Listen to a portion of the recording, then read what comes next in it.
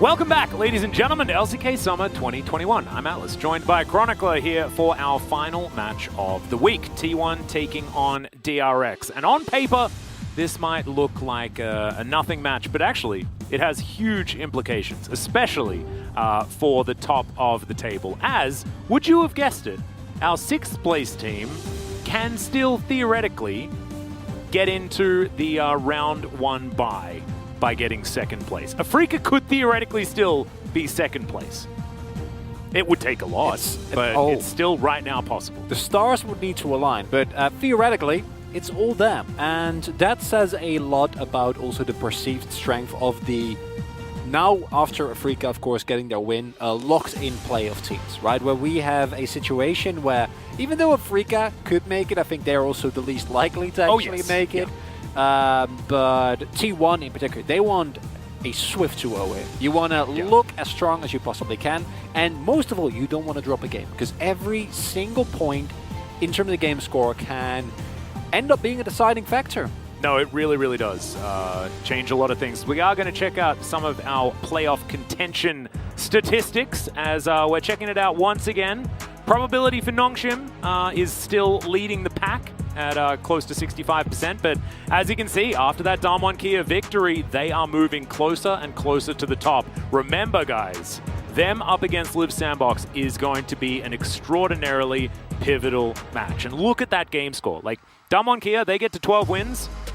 It's going to be really, really difficult for anyone to catch up to them, and you might look at Live Sandbox having a couple of games to play. I mean, the same can be said for Nongshim. They're going to have to beat both Gen G and DRX to be able to get over the top of our LCK champions, as well as our world champions in Damwon Kia. But let's have a look at this particular matchup. T1 certainly on a hot streak right now, being able to pick up victories after victories in their last few games. Their bottom lane as well just looking so extraordinarily powerful, and up against the DRX who have been flailing, unfortunately.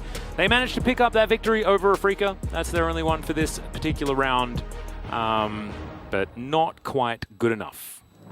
And it's also stylistically a scary matchup, because T1, together, I guess now with Damwon Kia after last series, seemingly out of nowhere, are our strongest early game team within the LCK at the moment.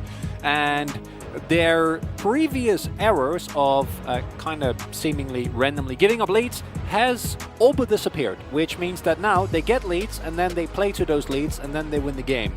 And as DRX, it doesn't give you a lot of opportunities, because if DRX look good, I think you are more looking at small moments. And I do like Kingen. I think he's a great player, but Kana has looked increasingly strong and stable for T1 over the course of the last couple of weeks. And DRX as a whole, still basically in shambles. Yeah, especially their bottom side of the map. I would be very surprised if there weren't 2v2 kill after 2v2 kill down there in favor of Keria and Gumayushi, who have just been going from strength to strength. You were talking about the early game stats. Yeah, as you can see, best in the league, doing pretty well. Also, the M lead? A major lead. It's a major lead. Right. So T1 both are the one who have the most major leads generally, and then also the lowest deficit. Right. It's just they snowball good. Yeah. In other words, it's just insane. Yeah, I can't believe I got caught out by a statistic. It's not like me. I apologize. I will be better.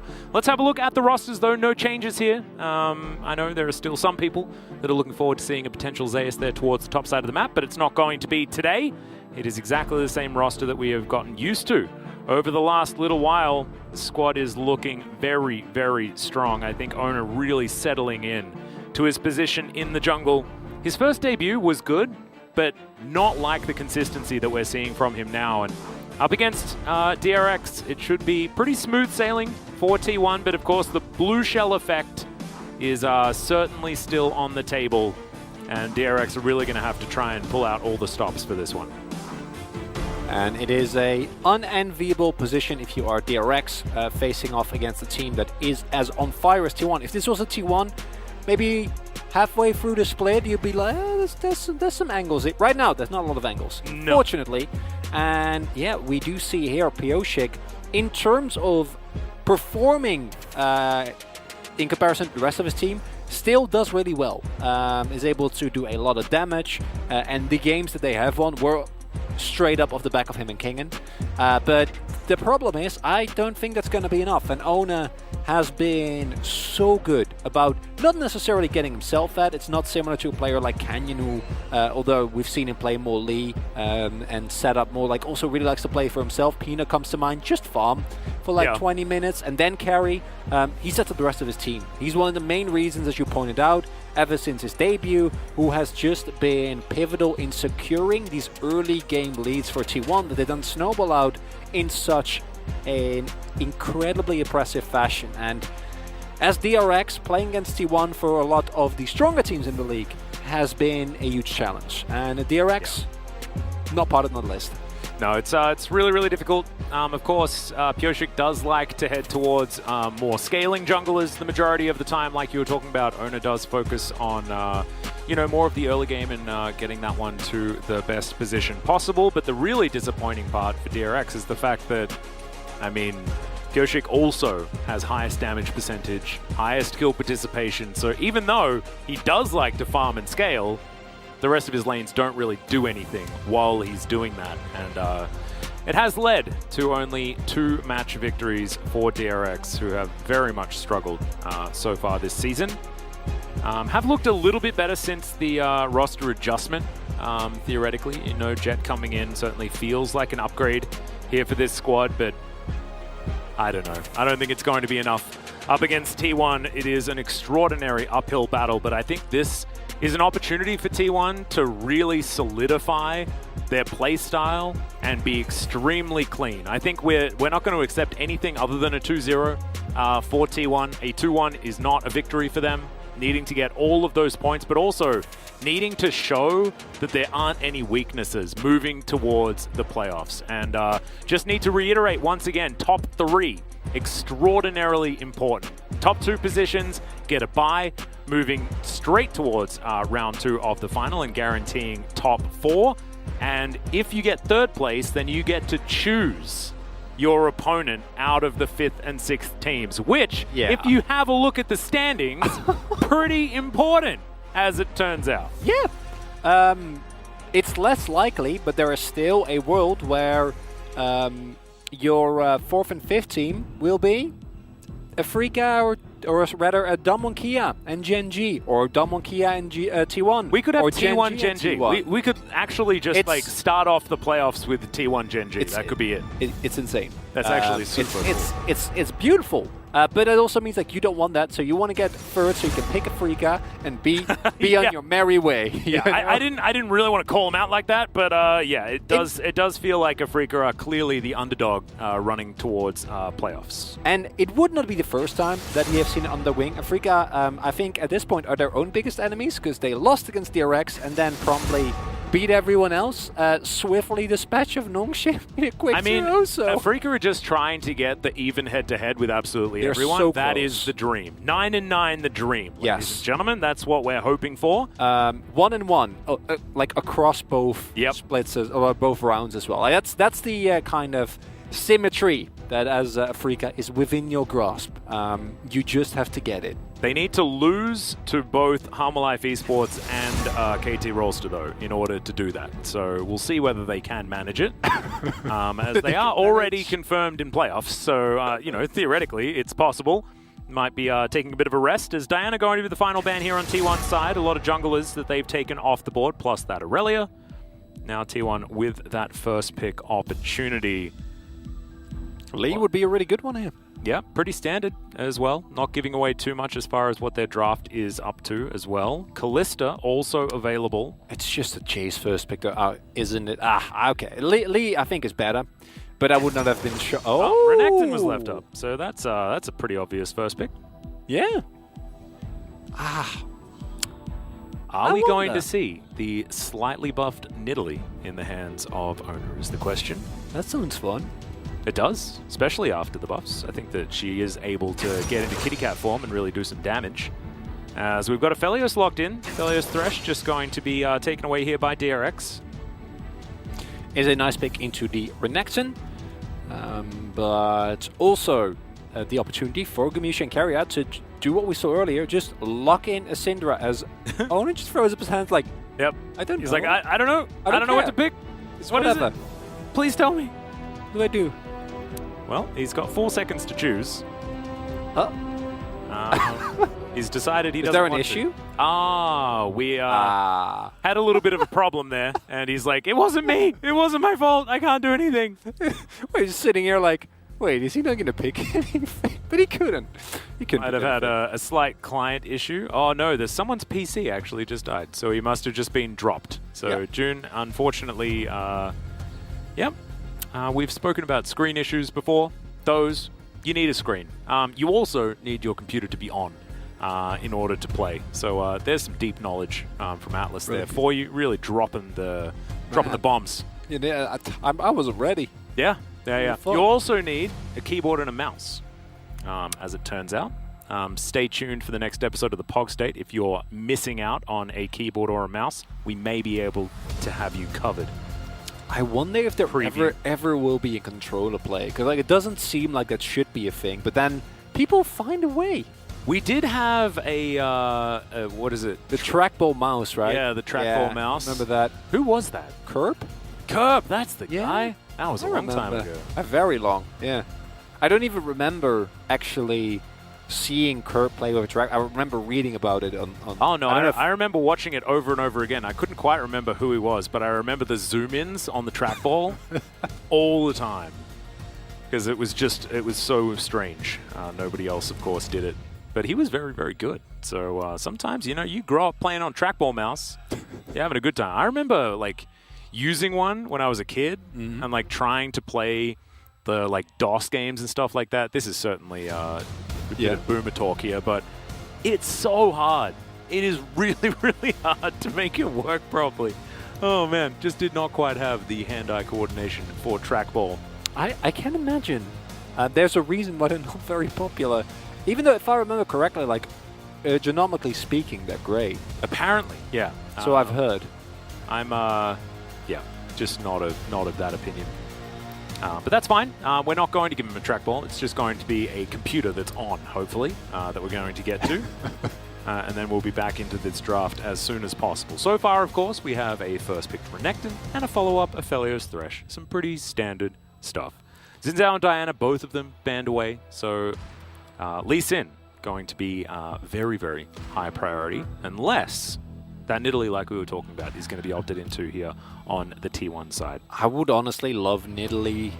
If you want to go into that angle, I think you can also just pick the Renekton mid and then just leave him, right? Use him as a pressure pick and try and utilize him as a skirmisher around the map. But I would love the Syndra. I thought it worked so well in the series that we saw earlier today, and I think it's a great way to reliably punish a champion like the Aphelios, who just couldn't really interact at all. And there's also Keria, who has a champion Ocean and can probably pick something that right now I can't even think of that augments it even more. Can also just opt into the regular stuff, your Leonas and whatnot. I want Kerry to jump back on the Pike so that we can start talking about his Pike being good again. Because the last time he did that, it was terrible. Maybe Morgana Pike to come back again. That was one of my all-time favorites. Absolutely loved that. You know what's fun as well is Pike Taric. I casted a bunch of Irogans of Pike Taric. Oh yeah, that sounds fun. And yeah, so what happens is you're playing mid lane, and then you hear a sound, and then Pike dashes on top of you with a Taric stun out of nowhere, and then you die. It's not great. That sounds a little bit like Twitch, which is basically. also the same level of terrifying. Do you play that with Shen top lane as well, so you also have a ninja popping out of nowhere at the same time? If you want to. That sounds You're welcome to. I feel like if you're gonna go for the surprise tactics, you may as well double down. So it's Twitch jungle. No. So you have Twitch Taric bottom lane, you have Rengar jungle, and Shen top. So then Rengar, so everyone just dives in on. Yeah. Yeah. I feel like there's a way to optimize it so it's an actual comp. I think together. Maybe you just don't have the Pike in that comp, and then it works if you actually have a mid laner. No, the point is you've got a mid lane acting as normal, so maybe you just have Orianna or something like that. It's like pretending. It's like Orianna's just chilling in the lane. No funny business here. and then all of a sudden, a cat, a ninja, and a rat all with stuns layered on top, come out of nowhere, and then this like glorious, dazzling gentleman wanders out of the brush in pink attire and says, "You're all dead," and then they are. That's sort of my dream. Hopefully it does end up happening. Also, hopefully we get into this game, so we don't have to talk about weird theoretical compositions of terrifying your opponents as weird variations of submarine comps, which are actually quite popular just in general. As Jun, I think, now has a computer that exists, so see how long it takes for us to get back into this draft and things sorted out. Of course, it was pretty early in the draft as well, so it won't take us too long to get back to where we were at. But still, have to get there. CV Max doing some pacing. As I say it, we are back into the draft, I believe. Swimmingly. Very, very close. Just a couple more seconds. Here we go. Perfect. Now, let's look like geniuses for a second. Aurelia, Lucian, Xin Zhao. Come on. Xin Zhao. We knew it. Ziggs. Give it to me, DRX. Perfect. Diana. Let's go. Oh my god. Varus. Easiest draft prediction of my life. He's done it. Pick that Renekton first. Obviously what you can do here. Wow. Felio's Thresher up. Let's lock that in. All right. Lee Sin LeBlanc, let's go. Actually, I don't know whether that's what's going to happen. Echo Ultimate used. Let's get into actual draft. The pretend 5-head. Imagine just tuning in just now and like you come into this champ select. Yeah, there it is. You come into this champ select and it's just Atlas naming all 8 champions in a row. Like, wait, what? And it's like actually just bad commentary as well, because we're not talking about what they do. It's just like, this is what's going to happen. And it's like we're just actually reading out what's going to happen. As Nidalee will be locked in. So we will have that Renekton Nidalee. And we're going to just confirm our top side of the map. Flexibility between Jace and Renekton is likely, but I would expect that Jace to go into the hands of Canna almost 150%. Because it's been his most successful champion by a country mile and a half. Oh no. As DRX likely to just lock down the Lee Sin and then call it a day, I would assume. I would like a Lee pickup here. I think that a Wukong pickup also has significant value. Didn't work out earlier today, but I feel like that was more due to the general state of the game, not necessarily the matchup specifically. Also fine with that. All right, we are committed to the later game, as Ornn will be locked away. Also does okay into Jace, to be perfectly honest. You get to the Bramble Vest and you're pretty smooth sailing, as of course lethality is really trumped pretty hard by the extra armor. Does mean that T1 presumably going to be looking for a bot lane that is fairly self-sufficient. Can go in a couple of directions. I already mentioned I wouldn't mind going for a mage approach, pick up Syndra, for example. Morgana Pike, let's go. Morgana Pike, yeah. Also, no, I don't want Pike. I want something that clears waves. Yeah, just throw Carry On Karma. Is it interesting? No, but I think you need something that can either just survive. Ezreal composite or Ezreal lanes come to mind as well. And just kind of leave them be, because T1 is going to want to focus all their attention on this top side of the map. There's going to be an Ornn. I don't know what the jungler is going to be as... Damn, we are really we're exploding drafts left, right, and center, as we can see. Gumayusi having a little bit of trouble here. See what has actually gone wrong. Ji-sun did just let me know, but as I was speaking, okay. Okay, so Guma's ban didn't work, and so we're going to remake the lobby one more time. There we go. Sorry that I had to pause there. I can't speak and listen at the same time. My brain only works in one direction. It's not so good. My mother was always very upset the fact that I could not multitask at all. But look, I've made it this far in my life, and it's gone okay. I'd say you've done exceptional for yourself. So. Oh, thanks, man. Yeah, I appreciate that. Yeah, of course. We're getting by. As some more pacing to come through from CVMAX here. He's definitely just wanting to get into this one. And I think all of us are going to share that sentiment. Why? I was hoping that we were going to get another of your amazing draft predicts, Atlas, 2 times in a row. I mean, I don't know whether it's going to be on screen. However, I could certainly throw that for you if you want. Give it a go. No, I think now we have a little bit more to actually talk about, because it's been 6 champions now, and that's enough to give us at least a moderate idea of what we're going to be dealing with. Yep.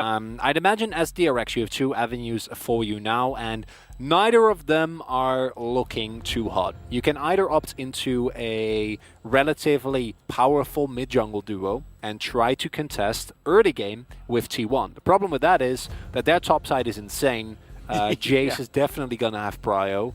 And while we don't know the matchup that Renekton is going to be facing into yet, he is in of itself just an impressive champion. And regardless of matchup, can sustain through a lot. And the 2v2 with the Nidalee is terrifying. I don't feel like I need to go into that because Renekton Nidalee. We've seen it so many times. Yes. We know exactly what it does. It says what it does on the tin. You stun, you hit spear, they die. End the story. And as long as you get that set up, you're in a great spot.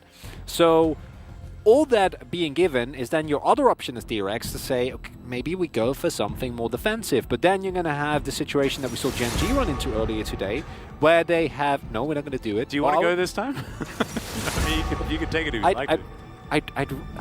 Yeah, I feel like you nailed it so well the first time. I appreciate that. Yeah, and then if I do it now, it's just gonna seem like a cheap knockoff. Yeah, kind of recycling the joke, which is exactly what we're doing. That is what we do in the LCK. This is sort of, 3rd time we've attempted this. Surprisingly, we've got exactly the same picks. It's absolute insanity. But looking forward to seeing what the bans are going to be. Faker with his pick face up in that mid lane, likely wanting to get rid of some of the options here for Jet to take against him. As of course, the Ornn could be mid lane. This is a CVMAX team. We've seen Chovy already do it. And so the Ornn could just be played into Faker's Renekton in that mid lane, and then Kingen can go for the Wukong on the top side, and they could pick Lilia for Pioshik or something like that. Yeah. Liban makes sense. One of the combinations that I was talking about earlier that does actually pressure, say they pick up a LeBlanc and a Lee and they get an early kill or two, that can really buy so much time for DRX, and then your mid to late game team fighting with this comp is obviously always going to be great. I really like the Ezreal ban as well. What we mentioned earlier, T1 also have a couple of routes ahead of them. Either you go for a very self-sufficient lane, allow Carrier to maybe on the pike, roam up to other lanes and impact the map that way and just leave Guma alone. Or you go for a lane with a lot of priority. We saw the Tristana Karma already come out, and honestly, I wouldn't mind in this case. I think that is a lane with just intense amounts of priority, and if your warding is on point and you keep track of Pioshik, which you should be able to do, because it looks like he will be playing the Viego. It can, of course, be flexed to Kingen, but I don't rate the lane Viego as highly, so I think you'll take it as a win regardless if you're T1. You're going to be able to keep track of Pioshik with the amount of prio you have, and then if Pioshik can't gank bot lane and you have perma prio, you're going to pick up plates on the entirety of the map, and then... Whoa, okay. Ooh, that's a jinx. We're going for an outrange on the bottom side. Let's see where Carrier goes towards, and it will be the Braum. Yeah, of course. Some extra protection and also some anti-Ornn. Should have seen that one coming. Should have indeed. I also would have much preferred the Braum ban in retrospect instead of the Nautilus. But that's fine. Nautilus often fits into compositions like this to help set up for Nidalee spears, but Braum can do a similar thing. As now Jet considering heading towards the Rise here up against that Renekton, most likely in that mid lane.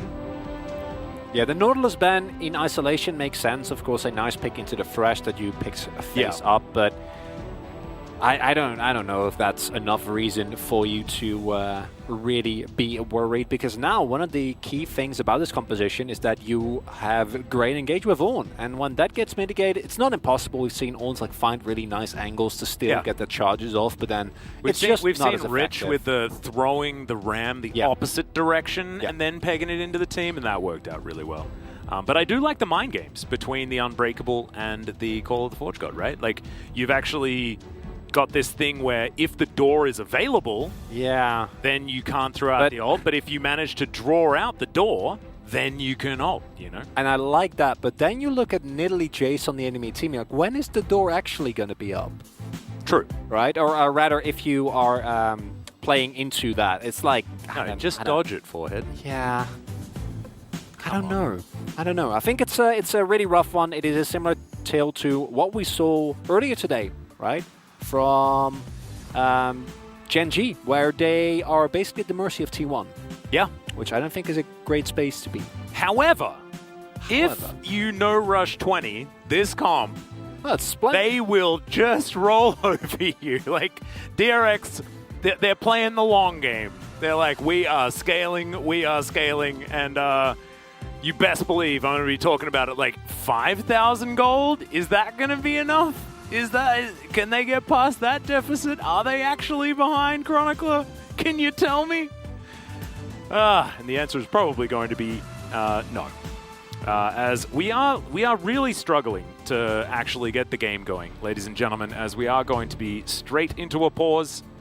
Not entirely sure what is happening, as it's some client issue. Gumiushi just struggling here, as we're going to have to remake everything all over again. Third time was not the charm, as it turns out. No, in fact, I hope we just run through all the picks again. Get it up on screen. Let's go. Don't you think that Renekton, Nidalee, Jace, Jinx, Braum would be just great picks for T1 Chronicler? What do you think about that? What do you think they're going to be playing into? Ideally, we can't keep doing this. We have to. We've got nothing else to do. Keep going back to this well. I love me some free hit passes, but four hit is too much. You know? I mean, that should be my line, because I'm the guy that hates Jin. Oh, no. Wow, they are giggling a lot over on the Korean broadcast. You guys can't hear it from here, but we've got our headsets on, and I can hear Dongchen just losing his mind. It's him, Kasujin, and Gorilla today, I believe, on the desk, and obviously just having a bit of a cackle at the current situation that we're in. And I think a bit of delirium would make some sense, considering the fact that we are now in this position for the 4th time. Working PCs, pretty good though, so you can understand why we're doing it. It is an LCK staple. A tale as old as time. Indeed. What's your favorite Disney movie? Oh, that's a very hard question. Recently, it's been Moana. Oh, yeah. I like that one. Moana, exquisite movie. Love everything about it, like the songs, the voice acting, the charm of the world. The really Rock. Nice. Yeah, always The Rock. Yeah. Oh, always The Rock. Big fan. But also the guy from Flight of Conchords. Yeah. Right? He's amazing. It's the big crab. Yep. He was actually my favorite. Jermaine. Yeah, I believe. Yeah, great song as well, kind of David Bowie-esque, which I'm particularly fond of. So it's just a lot going on. It's very, very good. I wasn't expecting you to pick one of the new ones. Well, that's the thing, most recently, right? But then, can you ever contest with, say, The Lion King? And I don't think you can. So they might have kind of different places in my heart. So how's that for you? Speaking of in my heart, I have actually a similar thing, right? Because I am a huge fan of Elton John, but I'm an even bigger fan of Phil Collins. So Tarzan is actually kind of my favorite, almost purely because of Phil Collins. That soundtrack is it's just so good. It is absolutely fantastic. It's ludicrous. And Rosie O'Donnell's actually fantastic in that movie as well, as Tarzan's friend. And now it's hard, right? Because Pixar is also Disney. So like that creates a whole new, kind of a whole new world. Yeah. How do we not mention Aladdin? Extraordinarily rude of us. That's the problem. You can just keep going down the list, and there's so many. No, exactly. It's really hard. Because then if you also have to include Pixar, then you get like Toy Story. Do you know I only recently saw Toy Story 3? It's one of my favorite. I mean, that's like you can say it about anyone really, when it comes to Toy Story. I watched it with my girlfriend, and she filmed me while I cried at the end. Yeah, naturally. I was very upset. That was a very emotional ending. It didn't wreck me as much as Coco, but it was close. Yeah. No, Coco's worse. What a beautiful movie that is. Do you know which movie slayed me the most? It was actually Pursuit of Happiness. That one, I was just wrecked by the end of that. It was that was an ordeal. Watching that by yourself is that's a tough task. I'm wrecking my brain. Okay, here we go. Okay, lull state pause. LCK mode turned off, video game mode switched back on again. Thank you so much for bearing with us. Make sure you let us know in Twitch chat what your favorite Disney movie is. That's very important. But we're going to get towards the actual League of Legends as T1 look to take on DRX. A lot of early game power on T1's side. DRX hoping nothing happens for the first 30 minutes of the game, and then they can get into it. But I think that we're going to expect a lot of early shenanigans from T1, and that's been exactly what they've been great at throughout, especially round 2 of this season.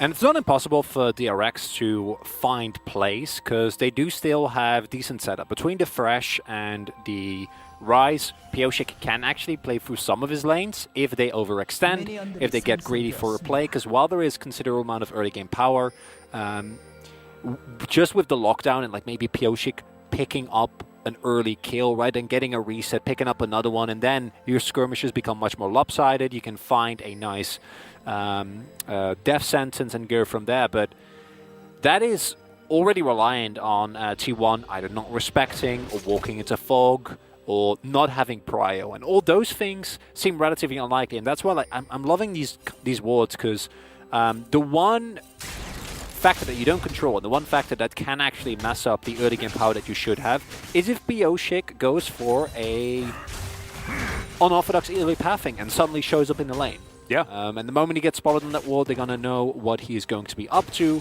and it is just going to be a really tough fight here for DRX. Well, you can see Pioshik already heading towards his Krugs as that second camp, so might be paying a visit topside, and as we can see, Kingen already taking a little bit of damage here. Faker's also going to have a rough time here in this lane, as you can see. Jet on the rise, very capable of not only clearing out minions, but also harassing the Renekton at the same time. But Faker could certainly still set up very beautifully for Owner here in the mid lane, so it's going to be a difficult dance for Jet. We'll see how he does navigate it. And now we have the verification. They know... Oh dear. That's, yeah, and now the reason why Connor can play this way is because of that ward that Faker placed earlier. They see Pioshik on his Raptors. He's pathing towards bot side, so Karya and Gumayushi are completely fine getting pushed in a little. This lane, you are not playing for lane dominance at all. All you need to do is either absorb pressure, and maybe if there's a misstep, you know, you can collab. Yeah, it's not fun. Yeah, no, King is just going to wait for that wave very patiently underneath his turret as Owner going to take his blue buff. Oh god. And head towards the top lane. That's a big wave that's getting stacked up. That King is already getting aggressively traded with. That's really big. Is going to miss. Yep, that is actually a fair bit of damage missed out on. This ward over the wall is going to spot Owner out as the spear will connect. Actually stops the building of that ruby crystal. Or the cloth armor potentially, as another spear is going to connect. That's 2 for 2. Owner just going to go in there, gets himself the execute. Canna picks up the aggro first, so they tank this one very, very beautifully, and that's first blood at 3.5 minutes. Really nicely done there by Kana to make sure he was in a safe position, picks up the aggro so that there is no chance of Owner either dying or having to force his flash. And it is exactly that type of play. And oh my god, that's a disgusting first back. Goes back, picks up boots. Oh my and a god. Dirk. Okay. Well, Canna's fine. And we were talking about the fact that, you know, sometimes we actually do see this. The Ornn picked into the Jace as an answer. But the problem is, in the early game, it is still awful into the Jace. It's just that as the game goes on, theoretically, you should be able to get towards being okay. But when you have no point of being okay around the map, this happens, and there's almost no option as... He's just bobbing for apples underneath that one. 내 창 어땡? 지리지? How was my spear? It was very good. It was a very nice spear. And that's also why whenever we see... recently it's been better, but like generally whenever we see Renekton Italy comps in the LCK, we were always a bit apprehensive because they didn't do this exact thing. They didn't actually commit. And in this case, it's obviously the Renekton is mid and it's Jace on top, but it's still cashing in on the early game power that a Nidalee has when she has priority lanes that can set up for dives like this. And then if you are able to get your Jace into an early lead, that's good in of itself. If you get Kana an early lead and you keep a good track of Pioshik, That's horrifying for any team to play into, because that is exactly where teams have often hit T1, and where T1 has looked the weakest is when Kana does get camped, when he doesn't get a lead. But now, playing from here... God, okay, Kana looking for it. That is a great flash to cancel out the To The Skies, but it's still flash used in the 1v1. So when I say great, I mean it kept him alive, but it's still awful. Yeah. Yeah, not a lot to say about that one. There really isn't. And it ties into the larger theme, right? The one upside is that while that is happening, DRX is now going to start with Drake, and there is Prio in both mid and bot, so they should be able to get this with a relative impunity. And that in of itself means that DRX's early game not getting completely wasted, but T1 have shown us that they're more than happy to give up objectives, kind of similar to what DRX was doing early today. It's like, we don't care about Drakes, we want gold. Like, yeah, we're going to get more gold than you, and then we get items, and then we take you down. And they do that fairly consistently. I say, we're gonna watch this replay. Oh, in this replay, he missed the first spear. Let's see how the second one goes. Yeah, we're just going to pick up a plate. Spear connects there onto Kingen, who only has a couple of creeps left to take down, so that's going to keep him alive. Yeah, for them. Like, even with the spear hitting, Kana had very little mana available. Kingen had barrier and his ultimate. So, nicely done. You know, just absorb the pressure. Attempt at cross-map play doesn't actually work out. Kana, or Kingen's rather lane state is still horrible. Yeah, it's awful. Yeah. That part doesn't read. Oh, God. Okay, we are just going to have the Gromp take into red buff and Krugs, most likely here for Ona, who does want to get back to doing a little bit of farming, but I don't think you necessarily need the Nidalee for things to be awful. As Pyosik, he's going to come on forward, flash out from Kana, still gets knocked up though, but gets close enough to his turret to be okay. Ona was on his Gromp, so he's able to get into position to potentially help out if a dive was incoming. It's a nice trade. You'll take that. You use your ultimate, but you get a flash from Kana. Any potential follow-up play is going to have a chance to be a lot more fruitful. And maybe if you can get Jet to find some priority in his lane, run to top side, it becomes a lot easier to get any play going on the Jace. And you kind of need to. The lead is currently so big that Kana is going to be able to maintain complete control of the lane and maintain or zone Kingen out of so much CS. So I'm happy to see Pyosik pathing top, even though obviously once the clear jungle might still opt into that, but there's also a possibility he goes for Raptors and pass topside again in an attempt to get something going, because I think if you just leave Kingen alone, he's going to bleed so much more, and you can't even really blame him. Like, you opted into this. Yeah. When you pick the Ornn, there's not that much to be done about it, unfortunately. No, it's a really rough time. We've got a Vamp Scepter and a Longsword alongside the tier here for Kana as he goes back towards this lane. Might be able to mitigate some of the Bramble Vest action here as the rotation over towards the Rift Herald has happened. Some vision here available for DRX as Jun and Taeyun are going to get up here as well. But T1 with all of their control of the top lane. This should be very, very difficult for DRX to contest, as now Faker moving on in. Is the Bellows Breath going to be there? It is.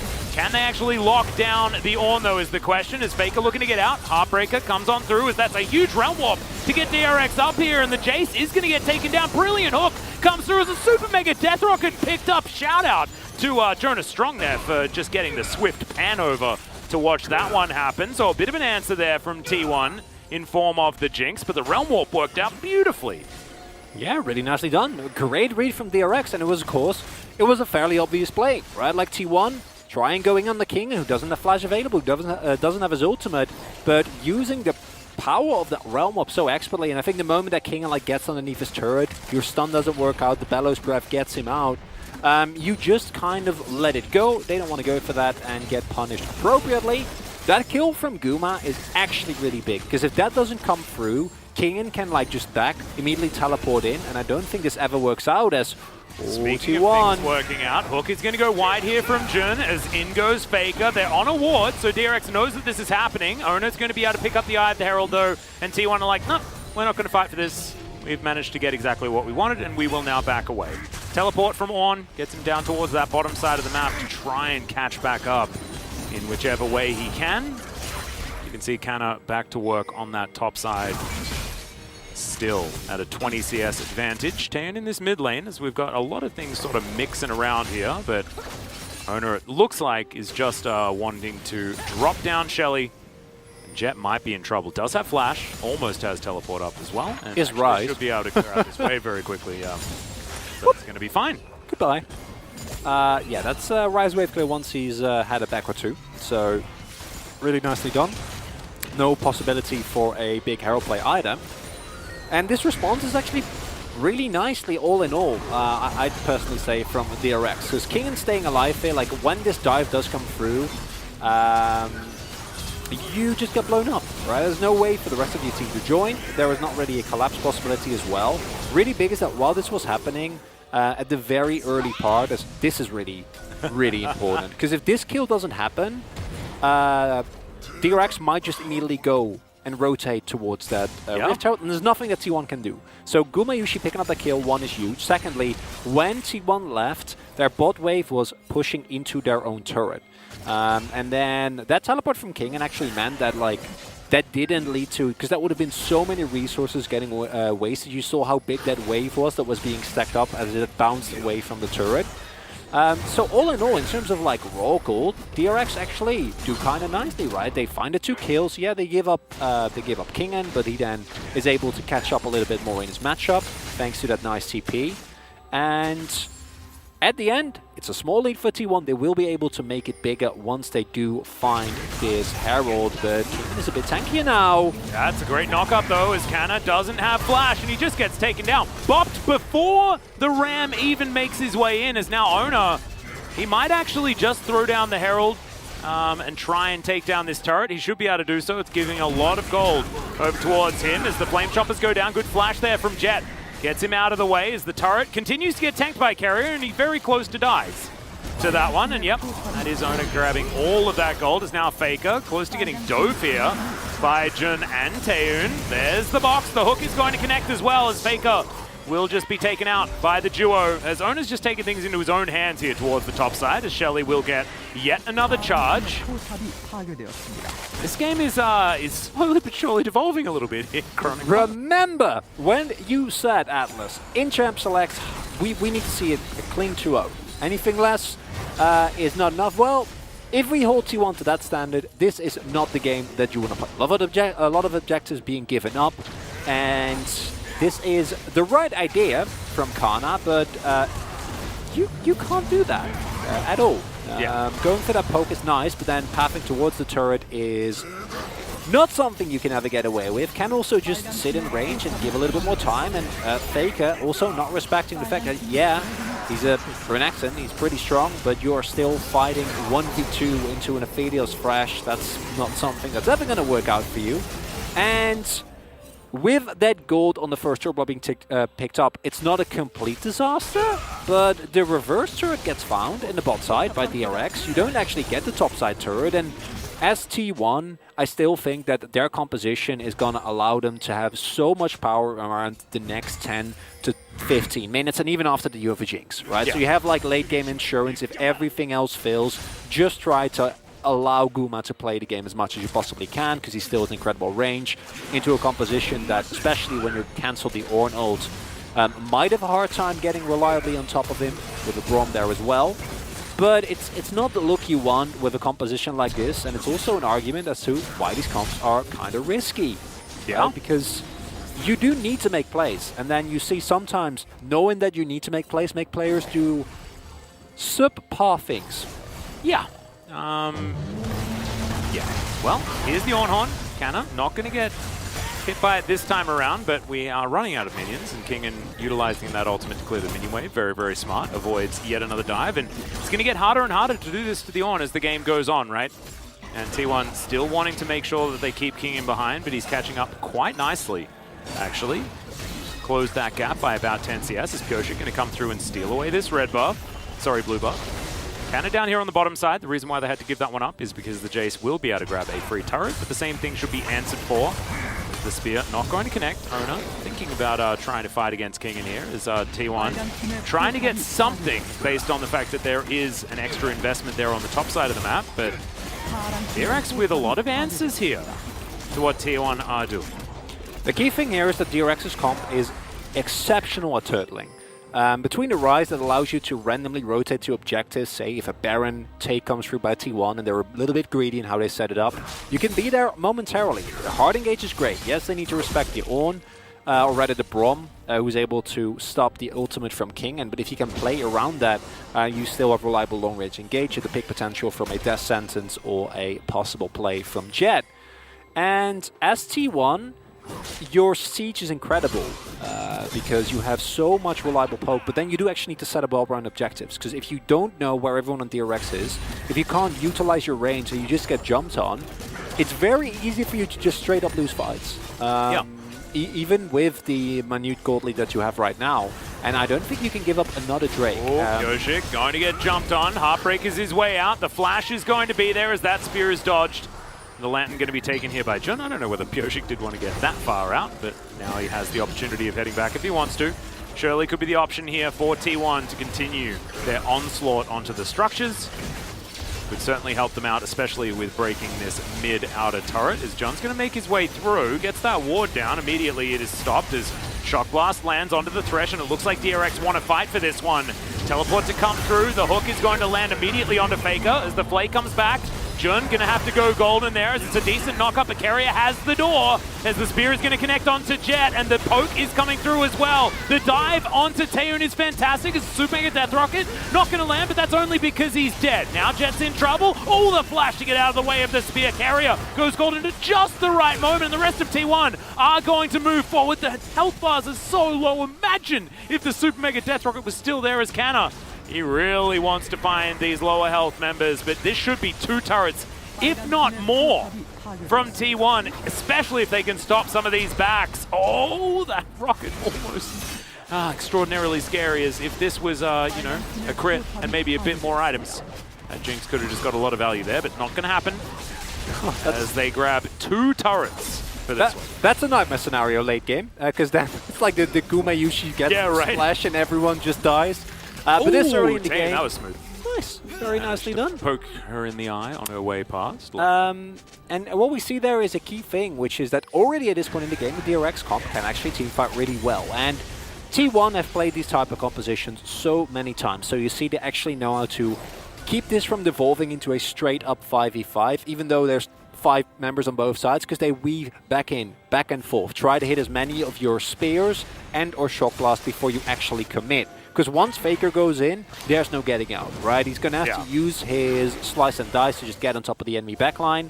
At the end of it, though, T1, they pick up 2 plates, they pick up the dragon, and this is still a game that, even though I think the gold lead is not as big as you'd like it to be, they are very much in control of, because we talk about T1, they can't afford that many missteps.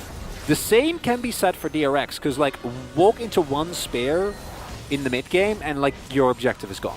Right, like if Pyosik gets hit by a spear or a shock blast, that can be a Baron. As easy as, especially when all these turrets start going down. Yeah, this is another inner turret going to be taken as Canna tanks it up, actually. Carrier getting taken down to about half as there's another Lantern thrown down, but now that's on cooldown. As DRX should be able to defend here, but that is 5 turrets already taken by T1, and this is just lining the pockets of this team that just wants to continue getting that map control. DRX might actually be able to take this here. Faker, not a lot he can do. Does have Dominus, but needs to be able to clear out the wave. And with the cannon here, it can be a little bit difficult, but with that extra... Oh, God. Chipper. The zooming as well. Yeah. They really... Jonas Strong is very, very good at so calling players out on their missing of cannon creeps. As Guma comes through, he's not going to miss these. Let that be a lesson. That even the greatest League of Legends player of all time misses cannons. Yep. That's true. It happens beautiful. To the best of us. Absolutely does. Let's have a look at this one more time, though. The poke connecting beautifully here for T1. And then we see really nice cancel there on the second activation.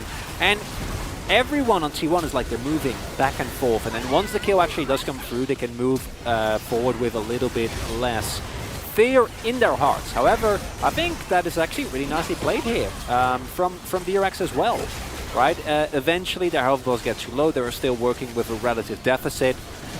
So it's not going to be enough to actually get anything going. But you do see the remnants, the signs of what this composition can turn into if they're playing against a team that doesn't push their early game leads as much. Because while it has not been the cleanest game from T1, they are still very clearly playing according to their game plan, right? Yep. Like, look at the actual gold leads.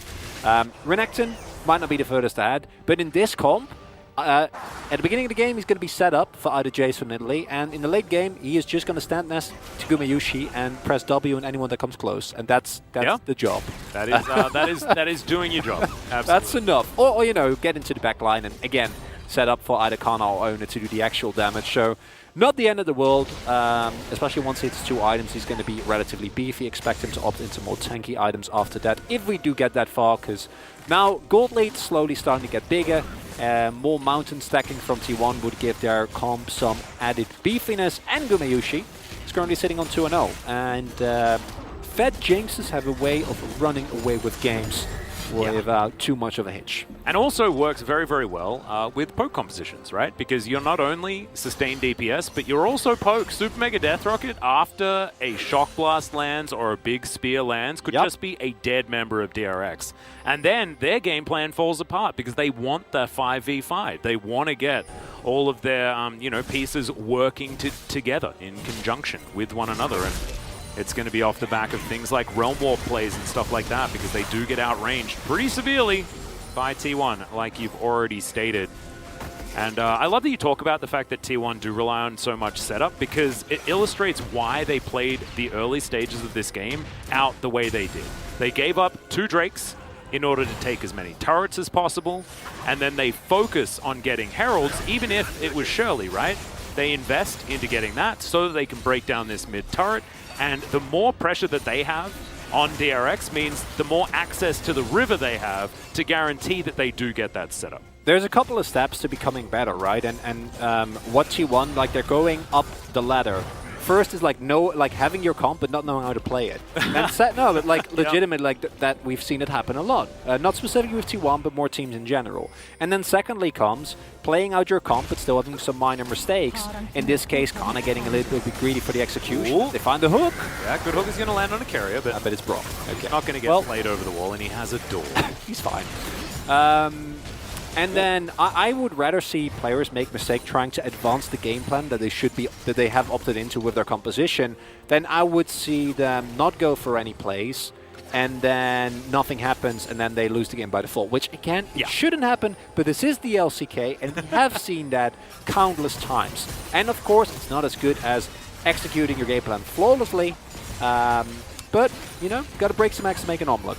It's true. And speaking of that omelet, T1, it's now with tasty. 10 seconds left on this Drake, another hook is going to connect, this time onto Owner, and he immediately just gets exploded. Kingen taking a lot of damage, not going to be able to find the Ram the next time around, though, as the Viego immediately pops. Super Mega Death Rocket goes wide, but I just don't think it matters, as Guma's got so much damage, and DRX are just bullied out of this river. Flash from Taehoon, going to get him to safety, but not going to get him into position to take on T1 around this objective. Okay, Jun gonna get tagged. Hook is going to land on the carrier, but Jun might be in trouble here as Flame Choppers go down, looking to try and deny. There's the Thresh, as Jet immediately has to go golden. Is he going to be defended by the rest of his team, though, is the question, and the answer is absolutely not. Double kill for Gumayushi. Taehoon taking some damage, but the zap goes wide. Oh no, Guma got excited, ladies and gentlemen, and it's very, very scary. Taehoon, no mana, has to go home. Kingen, he's also just chilling here in this lane as T1 heading towards the Baron. I thought they were going to go Drake. This is definitely the more high-risk version of the 2 available options that you have. You can just pick up a second mountain, or you can do this. Yeah, why not just go over here and do this? I guess maybe because Pyosik has the help was low. Flash, Ult, and Smite, of course. Yes. As he's going to get into the mist. Okay, can T1 actually manage to find a turn? As, oh my goodness, that damage onto Pyosik. All right, he's not coming into this pit anymore. As T1, they are still going to back away, so still good news for DRX, because T1 could have just taken the Drake. Oh, T1. That was a greedy call, and they get punished appropriately. And now, DRX are on... Yeah, Guma played that fight mechanically really well. I agree. Thank you for the highlight observers. No, legit, because one of my... All right, here we go. This is how it was all worth it. Never mind. Often, and I think valid criticism of Gumayushi has been that while his laning phase has been great, he has that issue actually converting that into leads in team fights. And I think, especially when we go back to spring, to the start of summer, it felt like, yes, his laning phase was a little bit better than Teddy's, but then he didn't actually get that much done outside of it. And then to see plays like this, I think is a great, or a much better look. If you don't succeed, just do it again. Just do it again. This is a free Baron, ladies and gentlemen. So, yep, you know, if anyone's KEKWing in the chat, that's not how it was. What you do is you distract them with a dragon and take a Baron. That's exactly what happened here. As we have a look, this is a great turn onto Owner at the beginning. Then it all kind of fell apart, and it was a good stun to make sure that Kingen couldn't get that ram to head back. Who needs a frontline when you have carry out, bro? Legitimately, the amount of damage that Gumayushi and Kana were able to fight just because carry out standing there with his door up is revolting, right? Like, it's actually insane. Then carry out going forward, hitting that Winter Spite is so big. Because if that doesn't happen, I don't know if he actually gets the passive on early on, and then that hook might lean into something more. Maybe Taeyun picks up a kill, maybe carry out dies, and then these subsequent skirmishes all can't happen. As Gumi, he did get excited, walked forward there, did still have to respect the possibility of a knock-up because if Kingen hits him there, Taeyun just murders him. Well, here's a Realm Warp. Kana is in a lot of trouble as the ram is going to come through. He does have flash, but he's still going to get knocked up. Oh man, I'd say robbed on that one. Kana is real dead. Kyoshi going to take a fair bit of damage here as that spear almost just straight up kills him. As now T1 are just going to say, all right, well, if you guys are all just going to hang out in the top lane, we're going to take your mid inhibitor. And I guess maybe they're just going to be able to do that. Well, at least the inhibitor turret, anyway. So I guess maybe you could take that. Only 30 seconds remaining on to Kana, so shouldn't be too much of an issue here. Although they are going to miss out on one of their split push options for the 131 extra Baron value. It is a good pickup there on Kana, I think, from DRX. Still showing some of the signs of life that really were what kept them what got them into such a good position in the spring split, right? It was these type of moments. Then it was 40 minutes in the game. This is a little bit earlier, but exactly the type picks you're looking for, yeah. Yeah, just not quite flashy enough. Just at the very edge of that ram is a very wide skill shot. Still though, it is another time that T1 not really respecting the potential that Realm Mob has, and DRX using it really nicely. So that in of itself, quite nicely done. And T1's Baron buff, a little bit mitigated. It's Faker. Yeah, another ram is going to come through. Dominus to try and answer here, but Faker is just going to get taken down extraordinarily quickly. Yeah, not a whole lot you can do there. The Steric's not enough. As Guma's up towards the top side. Yeah, T1 still trying to get turrets here. As with their Baron, let's see whether they can do this. DRX actually deciding not to go for the race. Actually, in fact, neither team deciding to go for that one. 12 seconds on this Baron buff does mean that the empowered recalls are going to be there. And this is still a little bit messy, Chronicler. It is.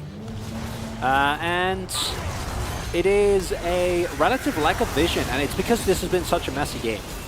It has been just pick, left, right, pick up an objective, run to one end of the map, push a turret, run to the other side of the map, try and push a turret, then have to back because everyone is coming and they killed someone, but they also can't push because you're pushing. Yep. And it's just a very frantic pace here, and it leads to a situation in which both teams are kind of like continuously scrambling.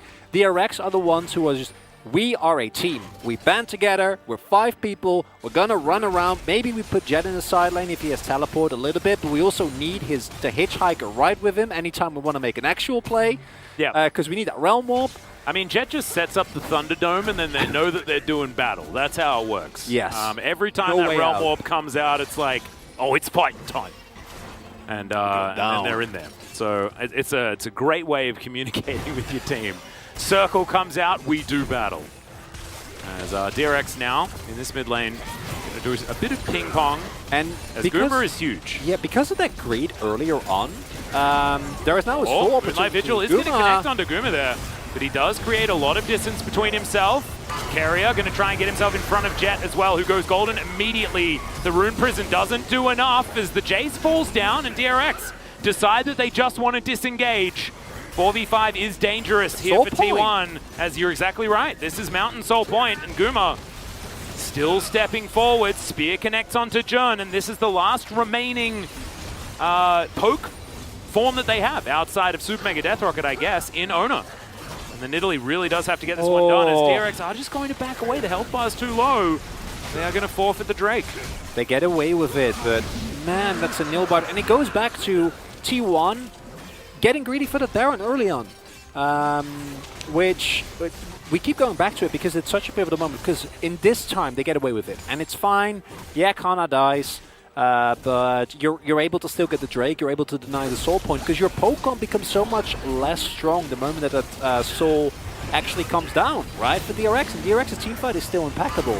As, man, June's hooks have been good. Yeah. Like, every single play, it feels like where DRX are able to like win something is just June hooking someone. First it was Ona, this time it was Akana, and it is still, weirdly enough, like I feel like T1 is still in a lot of control. But if DRX can keeping this going, I think they have a really big mental edge, because this is a team with no pressure, no expectations, and if they lose 2-0... They also have on Rise of Felios, well, so yeah. it's not even... Well, I mean, I think take mentality out of the equation. This game's so hard to win if it gets to 40 minutes and you've got ornaments everywhere and these hyper-scaling champions. I don't disagree. Man. Yeah. But you're right. I think the mental edge does certainly play a part. DRX not with too much to worry about, right? It's nothing on the line here. It's a cheeky little ward over the wall. Will be spotted out, I believe, as this Baron's going down extraordinarily quickly. Remember, Goomer is mega fed. That's gone. As, yep, the Baron is going to be taken. Can they win the fight, though, is the question, as I like the Ram being thrown backwards, but the door is still going to mitigate so much of it. Kingin, a little bit too far forward as T1 setting up the Phalanx right in front of Gumayushi. In goes Faker, deciding to pull the trigger as Super Mega Death Rocket is massive, but no one's dead just yet as Kana dives in, immediate double kill as Jinx going to get the follow-up. Guma goes golden. Jet is just trying to do something, but it's not going to work. The spear from Ona is fantastic, and right as we say that DRX might have a hope, all of the hope drains away, and T1 will march up the mid lane with Baron in hand. Completely shattered hopes and dreams go from, hey, they might win a team fight, to an almost clean ace. Only give up the Braum and Carrier. He's more than happy. He was getting tired of carrying that door everywhere. His team needing him every single time. Now he can chill on the base while the rest of his team takes down a DRX.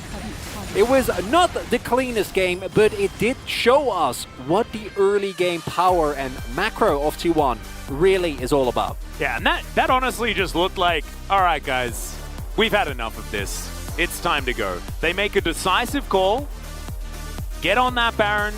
DRX still behind the 8 ball, unfortunately, and they will just be able to very cleanly take it out in the end.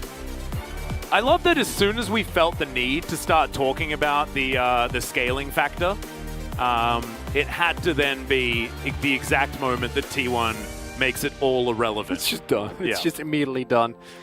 I just changed my vote last second for the poke, and I think it might get me. No, you're going to look silly. I guarantee. But I will stand by it. All right. And we'll see later on why. And I'm not going to spoil anything because I like chat having their fun. Chat can have their way with me. I'm sure there's some media that's going to be on your side as well. Don't worry. What I loved from T1 here is that, as mentioned repeatedly during the game as well, like they played according to their win con. It's really easy to take a look at the arrows. It's just plain execution, right? Like not respecting your opponent is a mistake that even against DRX, a team that, yes, they're 2 and I think it's 14 right now, just clearly the weakest team that we have currently within the LCK. Yeah. By a large margin. Even those players, especially when drafted a super straightforward front-to-back teamfight composition, are going to find moments where they get a lot done if you give them the opportunity. Well, speaking of getting a lot done, Kana and Ona standing out, Gumayushi being able to equalize damage with a Jace in a 32-minute game is pretty impressive, in my personal opinion.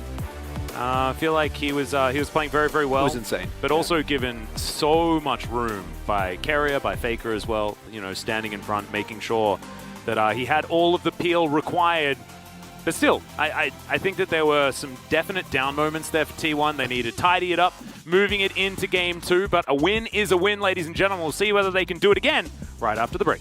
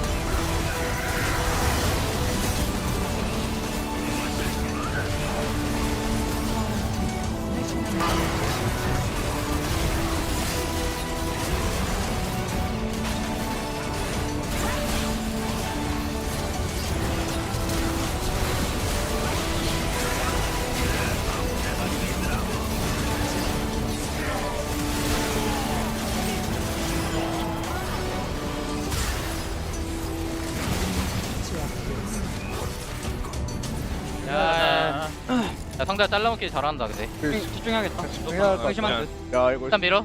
말할 뻔했네. 괜찮아. 내가 잘할게. 꼬발을 너무 많이 야 내가 어? 내가 더 잘할게. 아니 내가 더 잘할게. 꼬발을 너무 많이 해서 내가 더 잘할게. 괜찮아. 내가 더 잘할게. 아니 내가 더 잘할 거야. 아니야. 처음에 더 진짜 잘했는데 내가 더 아니야 아니야. 잘할게. 그렇게 잘하진 않았어. 그게 너무 못했어. 민혁 잘좀 해라. 야, 자 내가 더 잘할게. 나 CS 좀 먹을게. 자 내가 더 잘할게. 그래, 네가 더 잘해라. Also, Freaka getting a bunch of upsets. I mean, the Which red is blocks just- for Afrika are like double upsets because not only did they beat Damwon and, And Gen Gen G, G, but they then they also also lost to decided DRX. to lose to DRX. Yeah. It's all Afrika's fault. We would have been totally fine, actually, all of us with our predictions. If Maybe they they got didn't just frustrated. make no sense. Screw We'll these show guys you. will ruin their pick'ems by losing losing to DRX and beating everyone else. The only thing that makes complete sense now is for them to 2-0 Nongshim tonight. It's not a all good that thing. sort of It's not a stuff. good thing, by the way. No. It's a little bit worrying if that happens.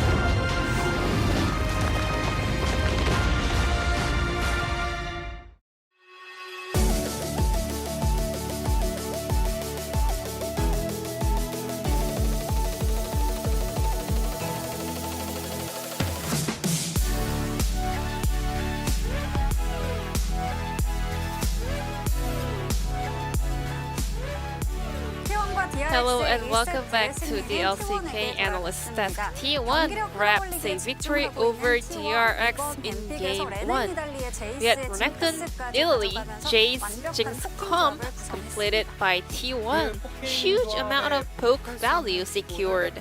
And then the Braum was a perfect fit to complete T1's comp because he can compensate some of the disadvantage that Pocom has and also counter the power of DRX. If you let the opponent take Braum together with a marksman, you actually let them have the late game hyper carry power spike. I think DRX had the confidence that they can shut down the T1's bottom deal with Aphelios Thresh. However, that was not the case in this game. They actually couldn't really find a lot of points early on. Rise as well, he didn't really get a lot of roams, just like this champion usually does. T1 had a very aggressive top side pick. So Kingen, I do understand that Ornn pick because they need some kind of an initiation that can counter T1's kind of power. However, I don't really understand why DRX let Braum through a champion that can just easily counter Ornn. And also, later on, they also couldn't do any damage on Braum. That Aphelios and Rise couldn't really chunk down that beefy shieldman in the front lane. We did saw a lot of aggressive bottom-oriented play from DRX, but T1 was clever enough to ban away the Lee Sin and Kindred, which kind of denies and reduces the potential aggressive gank play from Pyosik. Now let's take a look at the first replay, where DRX couldn't grab a win even though they were in a very favorable position. I think T1 also got caught off guard because despite actually broke out with the death sentence, which means it's more about, not being alert in the state of the game. But everyone steps on the Jinx trap and then DRX just runs away. I think they were still in a very good spot to turn the fight around, but we could tell that they were feeling unsure and hesitating to keep pushing the issue. And then so many players on the side of DRX actually once again got stunned by Jinx. Ornn is the one that has to open team fight, but they were just not confident enough to take the action. And then because they were teleporting in front of the face of T1, Jinx could simply just counter that with her E skill. In fact, the beginning of the fight was so good for DRX, but T1 won the team fight is because of Jinx and Braum. Their presence was one and the only counter into DRX play. Now let's take a look at the final team fight of the game where T1 aced DRX players and close out the game. Another huge deny and block from Braum. He was denying all the entrance of the DRX players, and Thresh used his lantern to just get vision in the Baron's pit. And Braum once again denied the Ornn ult. Italy failed to hop over the wall, but that doesn't really matter because Jace was doing AoE damage with that form. T1, they indeed floundered a bit in the middle of the game because DRX was being proactive and aggressive, and the players also mentioned in the voice comm that they're really good at making picks, so we should be aware of that, we should focus up. But it was T1 in the end that knew how to utilize their power of the comp and secure the victory. The POG will go over to Gumayusi on Jinx. Well, we've been talking about Ram in this entire analyst desk, but Gumayusi also pulled off an immense performance in this game. Second POG of the split that Jinx was the only damage output later in the game teamfight stage because they had a poke comp. The Jace literally were more about doing the poke prior to the teamfight stage, but later on it was all on Gumayusi's shoulder to carry the teamfight. And because he had Ram right next to him, he could have more safety, and he was able to dash forward whenever he was excited. Owner also showed a great presence on Nidalee as well, but for sure, Jinx was the one that carried teamfight stage in the later phase of the game. You guys can take your time to have some fun if you would like to with the vote results, but I think we are having a lot of recognition for Kyria as well, for sure. We're heading into game number 2 between T1 and DRX. Back to our casters. Thank you so much, G-Sun, for the Analyst Desk translation. And I like the switch over to Carrier, especially after the Analyst Desk just decided to talk about Braum the entirety of the time. However, I think all of us knew that it was going to go to Goomer in the end. He had a fantastic performance. You can see that sly grin on his face as well. And let's see whether he's going to be able to back that up with another one. Of course, things were not all smooth sailing for T1. In the end, if you have a look at the timer and sort of what happened that game, you can say, oh, T1 just had full control, blah, blah, blah. But I don't think that it really did come down to that. It came down to that last team fight working out in T1's favor, them playing around Vision pretty well, but also just taking a Baron without too much of a response from DRX. So we'd like to see a little bit more cleanliness from the play of T1, perhaps. I would, however, not be shocked if the next game is similarly messy. There is value to be had, right, in kind of letting your players have a little bit of fun. I do think in the second game it should be more disciplined. Do agree with you there, but I also wouldn't be shocked if I said, guys, just as long as we get the win, pull it together. You know, this is a match that you can also use to try and limit test a little bit more on stage, only to then stop doing that completely in your subsequent series. Because against DRX, as we saw clearly here, you are able to get away with it, but against a lot of other teams, you are absolutely not going to be able to do so. I think that you actually just can't. With how close the top of the standings are and the value of getting closer and closer to number one, I think that you have to take every single game, no matter who it's against, extraordinarily seriously. But I do understand the other side of the coin. However, I just don't think it's worth it. And looking forward to seeing whether T1 can indeed tidy it up here. We're talking about things from a bit more of a T1 perspective, because DRX have been out of the running for quite some time. As you can see, they are 2-14. They've had a very rough time. They did recently take down the Afrika Freaks, but other than that, it really has just been a very swift downhill run for DRX. So you have to look at this from the lens of how does T1 take them down? Yeah. And there were plenty of like individual moments, and that has been a consistent theme for DRX since I think like the last 4-5 series, where Kingen has looked really good in individual games. I think June had an incredible performance on the Fresh there as well, and like those things are probably never really going to lead to anything substantial, just because the gap in macro, the gap in team fighting, synergy, and shot calling is so huge between DRX and basically everyone else within the LCK, except I guess Afrika, which who then beat Nongshim 2-0, so like who knows? You know, there's funny days every now and then. But as the lead does get locked in, I wouldn't be surprised to see T1 go for not the same picks, of course, with the Jace already banned, but a lot of similar ideas. Overwhelming amount of prio, ability to snowball the game early, and close it out from there. Well, it will be Viego and the Rise locked in immediately. Just going to probably be Faker and Owner's pickups as DRX with their opportunity to lock something down. Should be a different looking draft here from DRX as well, especially with Lee Sin now in the jungle and Rise being picked face up. And let's see what Jet does have in answer to it. I don't mind a Gnaw pickup here. They can go for Fiddle's Rush as well, which is now looking like the option, which is comfort for Taeyun and June. And Yeah, individually they still look good in the pick, right? Like the bot lane was not the problem at all. It was more how everything else around the map went.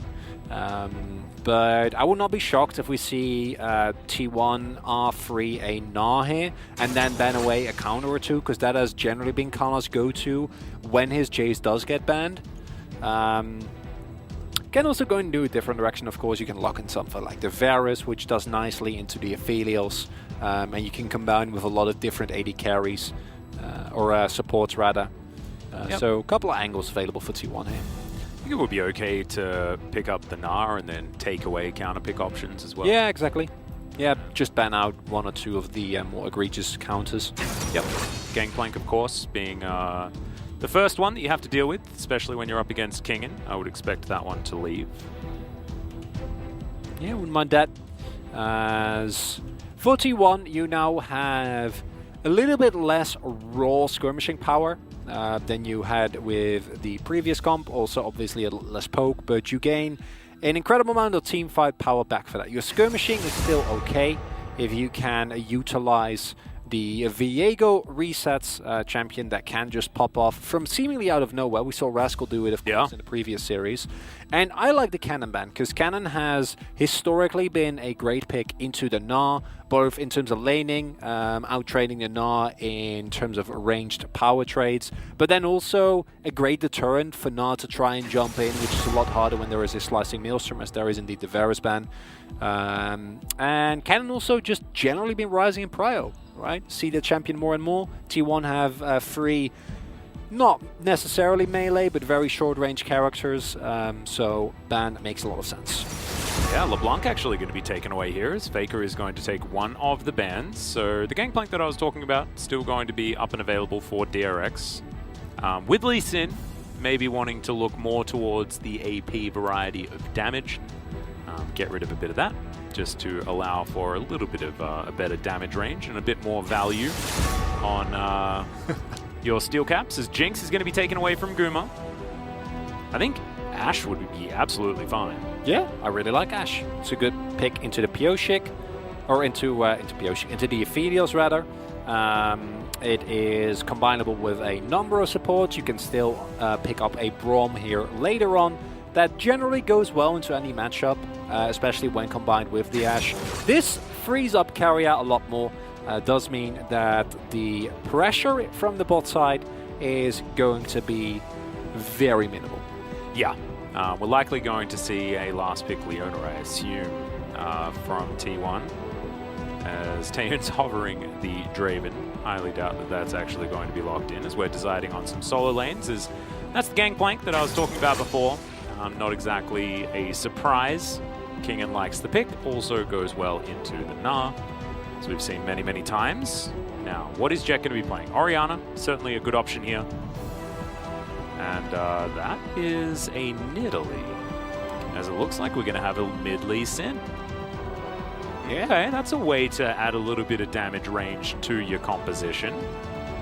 It does work quite nicely in terms of shoring up the lack of AP damage here. Otherwise, with Diana already gone, you were looking into maybe a Lilia, but not the strongest pick at the moment. As Crank's been buffed. It's also so good into Thresh, but I can't imagine that we actually go for that. It's carry. I don't. He's probably just going to lock in Leon at the last second. Yeah. Okay. That's fine too. Like that a lot. Trundle also very solid. You can, in fact, pillar people out of lanterns, and it is carrier, so that's probably going to happen. Keep your eye out for that, as he is a wizard when it comes to using the pressure that the Trundle has. Do really like the Gangplank here. It's not only a counter matchup, but I think it also works very nicely into basically everyone but Ezreal. Playing into the Ezreal specifically feels kind of bad, but the rest of T1, very short range, meaning that the power that Cannon Barrage is going to provide you is also going to shore up some of the relatively lackluster engage options that you have. Also destroys Realm Warp. Yeah. Makes Realm Warp almost impossible to use as an engage tool. That makes sense. So let's see how it does go. Another look over of these Compositions, Pyosik, last second, switching from a potential Lee Sin pick to this Nidalee. We'll see how it does go. Adds a little bit of poke there, adds a little bit of early pressure. It's once again the same bottom lane that was fine, I guess you could say, in game number 1, but wasn't enough to overcome Gumyushi and Keria. But this time around, it's an Ezreal Trundle instead of the Jinx Braum, which did very, very well. And I am wondering how much early action we are going to see in these games. Because looking at the compositions, there is a lot of damage available on both sides, but especially early on, relatively limited amounts of CC, right? Like before Kana gets his ultimate, or if he's not in Mega, his setup isn't great. Faker really on the side of T1 is the most consistent source of lockdown, and even his is conditional. Yep. And then if you look at DRX, it's a little bit better. You have Thresh. And I guess Graviton. So there is a lot of mobility. There is a lot of outplay potential, a lot of volatility with how these plays can go, depending on do the skill shots hit. When it comes to roll damage, obviously the DRX comp, early prior and topside, Nidalee and Lee, while the setup isn't great, if the skills do hit, their damage is revoltingly strong. Oh yeah. So DRX, a lot more to play for, I think, with this composition specifically, which should put them in a relatively more comfortable position. Whether that's going to be enough, considering our last game went, not sure. Yep, we'll see. Faker as well is taking Conqueror, so pretty confident as it sounds in that mid lane instead of taking the phase rush, which does add a lot of extra safety. Jet going to be taking Safeguard first to try and keep himself healthy, but it is going to be difficult into the Rise. That range advantage should be there for Faker. Having a look at the win rates here, Kana 3-3, Keria 2-0, and 1-0 here for the Ezreal out of Gumyushi. Haven't seen enough of it. As of course, when it comes to T1 Ezreal players, we probably look to Teddy more than Guma for that particular pick. Looking forward to seeing how Guma's going to go on his second Ezreal game. So far, theoretically, you could say that Guma's win rate's better. 100%. Got him. Can't say no to that. What are sample sizes? Yeah, I'm not a fan of them. You don't need them. Never been. Give me the lowest sample size possible. They make the most fun. You can draw a lot of fun conclusions if you just keep your sample size small enough. You just That's can't draw any correct conclusions. As long as you know that. I mean, you can. It's absolutely it's fine. Probably It's probably by accident. Yeah. Hey, it's still right. Sometimes. Kana continuing to have a rough time. This is, of course, how things go. Nah versus Gangplank. Gangplank should just be having a great time, as we can see. Just, yeah. Shooting him in the face. Every possible opportunity. Bit of a shove here for DRX as they get closer and closer to the turret, as Owner is going to go for a little bit of an excursion. And now, Faker does have the control of the minion wave. Honestly, I don't think these trades are going too poorly for Kana. Kingen's mana bar is getting taken low, and they have no idea that Owner is on his way top. That's a big wave that is stacked, so they need to be a little respectful. Yeah, very hoppable as well as now Kingen. He does have flash, but he has no way out, and that is a super easy first blood to come through for T1, and Kana going to be helped out. Actually really like the kill going over to Owner as well, because Viego is going to be massive moving into the mid game.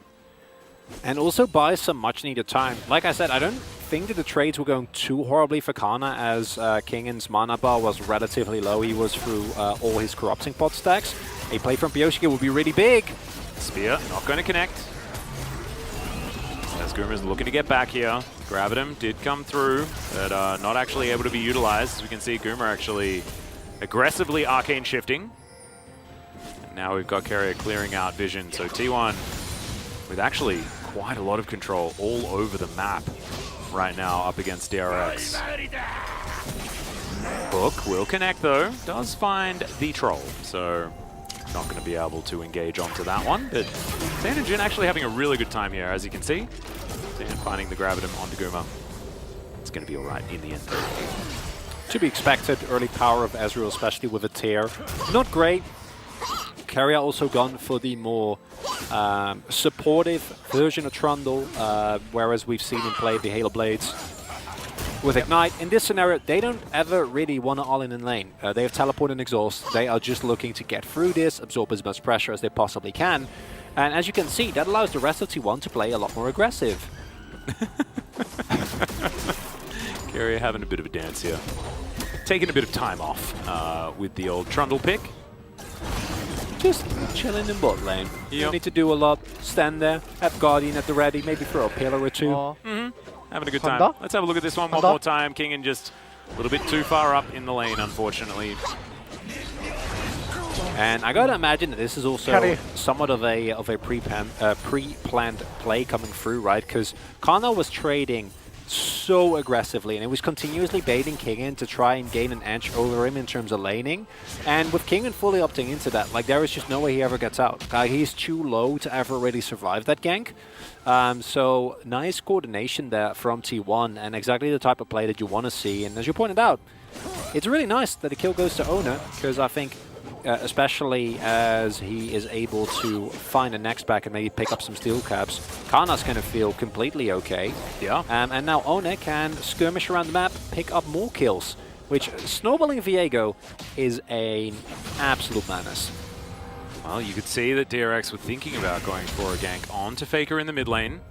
Faker backs away at the right time, Cannon Barrage, just to try and mitigate some of the lane control that Canna did have at that time, buy him some space. DRX are taking the Dragon on the other side of the map. I actually quite like utilizing the ultimate there to make sure that no cross-map play was possible. Yeah, It's kind of done.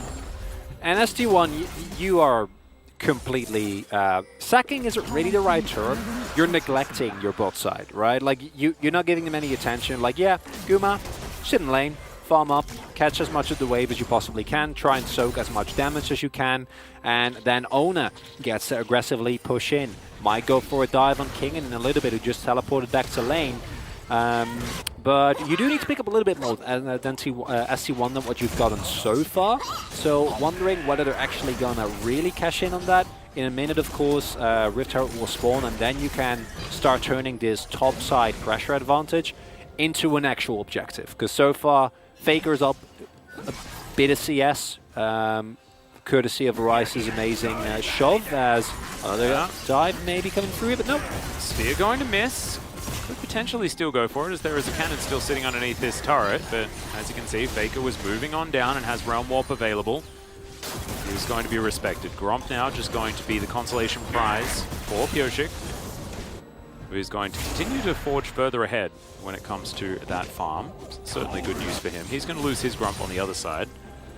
But not the end of the world. There's the kickback. Spear is going to miss as Faker is able to walk out of it just quickly enough. As there's the Realm Warp, and Faker is going to just walk out with 110 HP. Not even close. Not even close.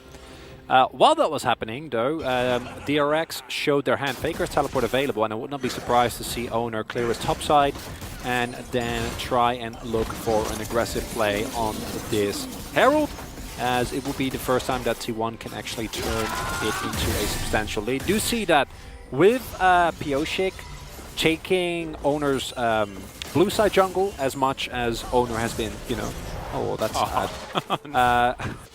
Trying to take away the top side, but of course Nidalee a lot higher in terms of how fast she clears, so using that clear speed as well as possible. But this should still be a relatively comfortable Rift Herald here. I think DRX can contest, but I don't know if they're in the best position. Kana is losing Mega Nardo, and looks like T1, even with rotating carrier, doesn't actually want to go for it. Yeah, they do have a lot of vision around the area, so maybe actually wanting to fight, perhaps, as they will have very forward information about whether or not DRX are going to go for it. As you can see, Carrier still sticking around. They wanted to shove this one through one more time as Ona makes his way back towards that pit area. As Jun's going to go in, looks for Gumayushi, who's going to flash that wall immediately, but Pioshik just dives on in. That's the execution with the takedown, and the Ezreal is dead. Now T1 immediately diving towards Shelly. They should be able to take this as a response, as Carrier throws down his trophy and just walks on out of there. The Carrier just wants to get to bot side, because that's a very important teleport. And this is where, yes, you don't have the heal, so you try to the gank, but with the teleport, at least you're able to keep alive your plates here, because DRX is just casually cruising towards a gold lead because this continuous pressure that they have been paying or have been finding on the bot side is so big. Comes down, Gravitum's fantastic. Cannon Barrage connects as well. Like you mentioned, absolutely no heal available as Jun tanks up the turret beautifully. Carrier now in so much trouble, and that is going to be another one for Pyoshik. And DRX now 3-1 in the kill score, close to 1.5k their lead. And if you can get the first order, that would be so big for DRX, right? It would get them in such a comfortable position. As T1, they know this is happening, right? Like they've opted into this, into having no control on the bot side jungle, but Gumayushi and Carrier don't really have the clear available. Taeyun and June are continuously using the pressure that they have. Call down Pyoshik, who's been involved in every single gank so far. Yeah, first couple of spears don't hit, as it will be Taeyun and June to pick up the first turret lot, so further solidifying their gold lead. Yeah, T1, they trade back, but they're still 1k gold behind. They're behind the Drake. And this is looking like a great early look. DRX out-trading T1 in terms of cross-map impact. Yeah, absolutely. And this was with a Rift Herald as well for T1. Yeah. So unable to actually get any value for it. So phenomenal here for DRX in the early stage. The Aphelios Thresh maybe deserving a little bit more respect. You already mentioned how good June was on this Thresh, and they just comfortably grab this kill onto Gumayushi and continue it even after the teleport. Yeah, this should not be a shocker. This time, you can't miss a spear when there's a Gravitum ultimate, fortunately. So nice Moonlight Vigil there, and the Cannon Barrage just to make even more sure that both of them are very, very dead. And because of the continuous pressure that has been paid, Taeyun and June are able to reap the rewards. They already picked up a bunch of plates, which allowed them to even into a Rift Herald, pick up an early lead, and now Faker and Kana are still ahead, but that is a monstrous gold lead on Taeyun. And into the T1 composition, I actually feel like this Aphelios is going to be able to have a ton of value. Oh, absolutely. Not exactly the most range here on T1 side that you've already illustrated. As Pyoshik looking to grab the second Drake here for DRX. Mountain or Ocean Soul available here. See which one it's going to be as of right now. See what we turn into. It's going to be Mountain Soul. Earth, Wind, and Fire, absolutely love it. As T1 looking for this inner turret. They do love getting these early inners. As True Shot Barrage actually doing a lot to deter DRX from the defense. And so that is going to be that injection of gold. Not quite able to get T1 back into a gold advantage, but going to even things out very nicely. As on the bottom side of the map, DRX is going to be stealing away a blue buff and looking to try and get this wave towards the inner turret, but not going to be able to trade back in kind. So it looks like Canna will be making his way there pretty soon, has teleport available if he needs to, but not going to overextend here for Kingen. So DRX still in a fine position. I think you're exactly right, illustrating that DRX probably pretty comfortable moving to a later stage of the game. We've already seen that June is very good at this Thresh. Kingen now has his Trinity Force completed as the Gangplank, and the value of the Cannon Barrage as well, like you said, going to be very, very powerful. So T1 do need to be very careful here. 1,000 gold behind. Of course, you know, Ryze can do a lot of damage. The Ezreal just always going to be relevant. Oh, of course. It is a still. It's a game where, if you take away the nameplates, I'd say DRX is in a splendid spot. Oh yeah, as Faker is gonna. Oh, yeah, not gonna be able to get back into the Realm Warp this time around. As Faker's just gonna get taken out. This time, Jet is going to get the ult in order to cancel. And that is going to be a very comfortable pick onto Faker. Now DRX, what more can they get from it? As this entire top side is available for them to take as far as all of that farm. Now the Cannon Barrage is going to be used to mitigate a whole lot of the push here on the bottom side. I don't think the cannon was actually taken as Guma. Needs to be careful there. Severum is going to wear off, but now the long-range weapons are in for Taeyun. The spear not going to connect, of course, as True Shot Barrage looking to clear out the minion wave. Not going to be able to take this mid-turret just yet. And based on how the last game went, you're always going to be moderately scared for DRX, because in terms of raw teamfight execution, T1 seem to outmatch them. However, I think that DRX are playing this early game beautifully. They're making use of the ability of Gangplank to soak pressure on top side, using the global pressure of the Gangplank ultimate in a myriad of ways. and then also punishing some of the less respectful tendencies of T1, right? Like Gumayushi not really respecting that he has no control of his bot side jungle and just walking through there, getting randomly hooked. Then T1 as a whole not really responding appropriately to the continuous bot side pressure that comes through from DRX. And if we get to a soul point here, the DRX comp, while a little bit clunky in terms of execution, can also have incredibly high highs. And you see here exactly how deadly Jet and Pyoshi can be in a 1v1, 2v2 scenario, right? Like, even if Ona would be there, if you just 100-0 someone, you're fine. And I was talking about how DRX was playing to get Day and June ahead. Now starting to think that that wasn't the plan at all. The only person that wanted to get ahead is that Nidalee that's up 40 farm, has 2 kills, a ton of plates, and 2 assists. Because Pyoshik has been doing so much work here early, the entirety of the team rotates continuously to get him ahead, and I like it. It's a good look. He's an absolute monster.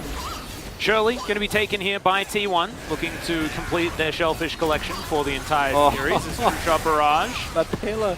Going to do a fair bit of work as the steal comes through! Oh no! And now T1 looking to try and defend the eye to keep their turrets alive. Spear is going to miss as there is the pillar. That's a good Narbar for Canna. He has an opportunity of trying to go in, but now he doesn't, as the barrel and the spear are going to connect. There's Cannon Barrage as Jet's going to pick up the eye, looks for the Q, but does not find it. And DRX, that was highway robbery. That was beautiful. It's really nicely done. T1, in an attempt to pick themselves up another objective, now going to lose their inner. Might very well lose, or at least get another charge. Don't want to get for that, though. Maybe a little bit too greedy, and I respect that, especially in 30 seconds. Drake is coming up, and T1 giving up the second Herald. It looks bad, it feels bad, but it doesn't substantially change the outcome of the match. However, giving up this next Drake is not something you can afford. No. If that happens, DRX are going to be at soul point, and we have seen being at soul point for a team, you just need one good play. Yeah, and then it all goes pear-shaped. Oh, 뭐야? What? What? Yep. 야, 이거 눈가름 먹어야 되는데? Get the eyeball, is what he said. They did get the eyeball. Indeed. As DRX now wanting to get themselves soul point. See if some of this poke can connect. Of course, DRX with a slight advantage in that regard. As Guma, let's see how many of these Mystic shots can actually land. Canna with a good Narbar right now, wanting to keep control of it, as now he's hit critical mass. Toon's going to take a bit of damage, and that is going to be T1. Locking this one down. Canna looking for his opportunity, but maybe he's overextended. The spear connects onto Faker, and now he can't go in. DRX actually playing this so beautifully, waiting to land all of the poke as the Gnar is going to lock down Jet, who just overextends himself. Bit of a disaster there, unfortunately. As Ona now turns into a Lee Sin. Spear, oh, I mean, Guma or Faker were dead if one of these hits max range. As, yep, like the zoom, thanks Jonah Strong. Knows exactly how valuable that is as Carrier slowed down by the spears. As DRX just going to zone them away, looking to take down this inner turret as a trade for the Dragon. Still trading up here are DRX. And Jet getting over enthusiastic there, but still a really nice way for DRX to get something out of this play. Right, yeah, T1, they're able to pick up that Drake, which it's a first Mountain Drake. Doesn't really matter in the grand scheme of things, more so that you deny DRX a soul point. But then you see how much T1 needs to do just to not get murdered by those spears, right? Yeah. Like, the amount of pressure that comes through is immaculate. And Kana has flash available here, right? So if he wants to, he can actually go in for a multi-man flash. But the call here, I think justifiably so from T1, is like, we don't actually want to fight. Like, we got the objective. We just want to get out of here. Yeah. And then you see the splash damage combined with, we talked about these spears a lot, but it's also been King's barrels, because even if the barrels don't do as much damage as the spears right now, they still slow everyone, making it so much easier to actually hit any form of follow-up poke. So it's just as T1, you see how much happy feeding is having to happen, and if one of those spears actually does hit, which down the line they might, they die. And then, objectives all of a sudden might become available again. And If I Kana, mean, if Jet doesn't go in there as well, I mean, that was even more of a win I agree. for DRX. But, I mean, Kana's always going to just knight you into the wall while you're coming towards him. So, yeah, a little bit of a whoopsie there from Jet, but you saw just how powerful the composition is for DRX if it's played right. because that was all despite Jet Yeah, right. not exactly, cancelling yeah. his Q with a W jump back, which would have been great, actually. Would have liked to see that, but that would have been good. That didn't happen. So he just got blown up. Getting a little greedy for the play there, as King and presumably building... Ooh, I thought he was going to go for a Serpent's Fang, but let's see what that's actually what he ends up building. As this is a really important spike on Hate for Guma, who is going to get a lot more agency in this game. With that Moramana also finished and transformed, right? Because if you don't have that, Ezreal is a happier, louder caster minion, and now he actually gets to play the video game. Still can't get speared, and will not do as much damage, but... Also has no boots still. Yeah. So wanting to complete those so that he can at least sidestep some Horizon things. Focus is done. Oh, that spear very close. Oh no. I like the slightly offset backing position there from Keria. Kudos. Yeah. I wonder how much it will do. I'd say like 75% of the health bar? Yeah, especially with Keria. But he's got an old magic mantle. He'll be fine, surely. That's how it works. Well, got a bit of Baron setup happening here for DRX. And they have a lot of forward vision, as you can see, just pinging out the area. They do need to get their sweeping done a little bit better. Still, you know, a patch of flaw that they really haven't gone over with the mop, as you can see. That ward still hanging out, giving a lot of information over to T1.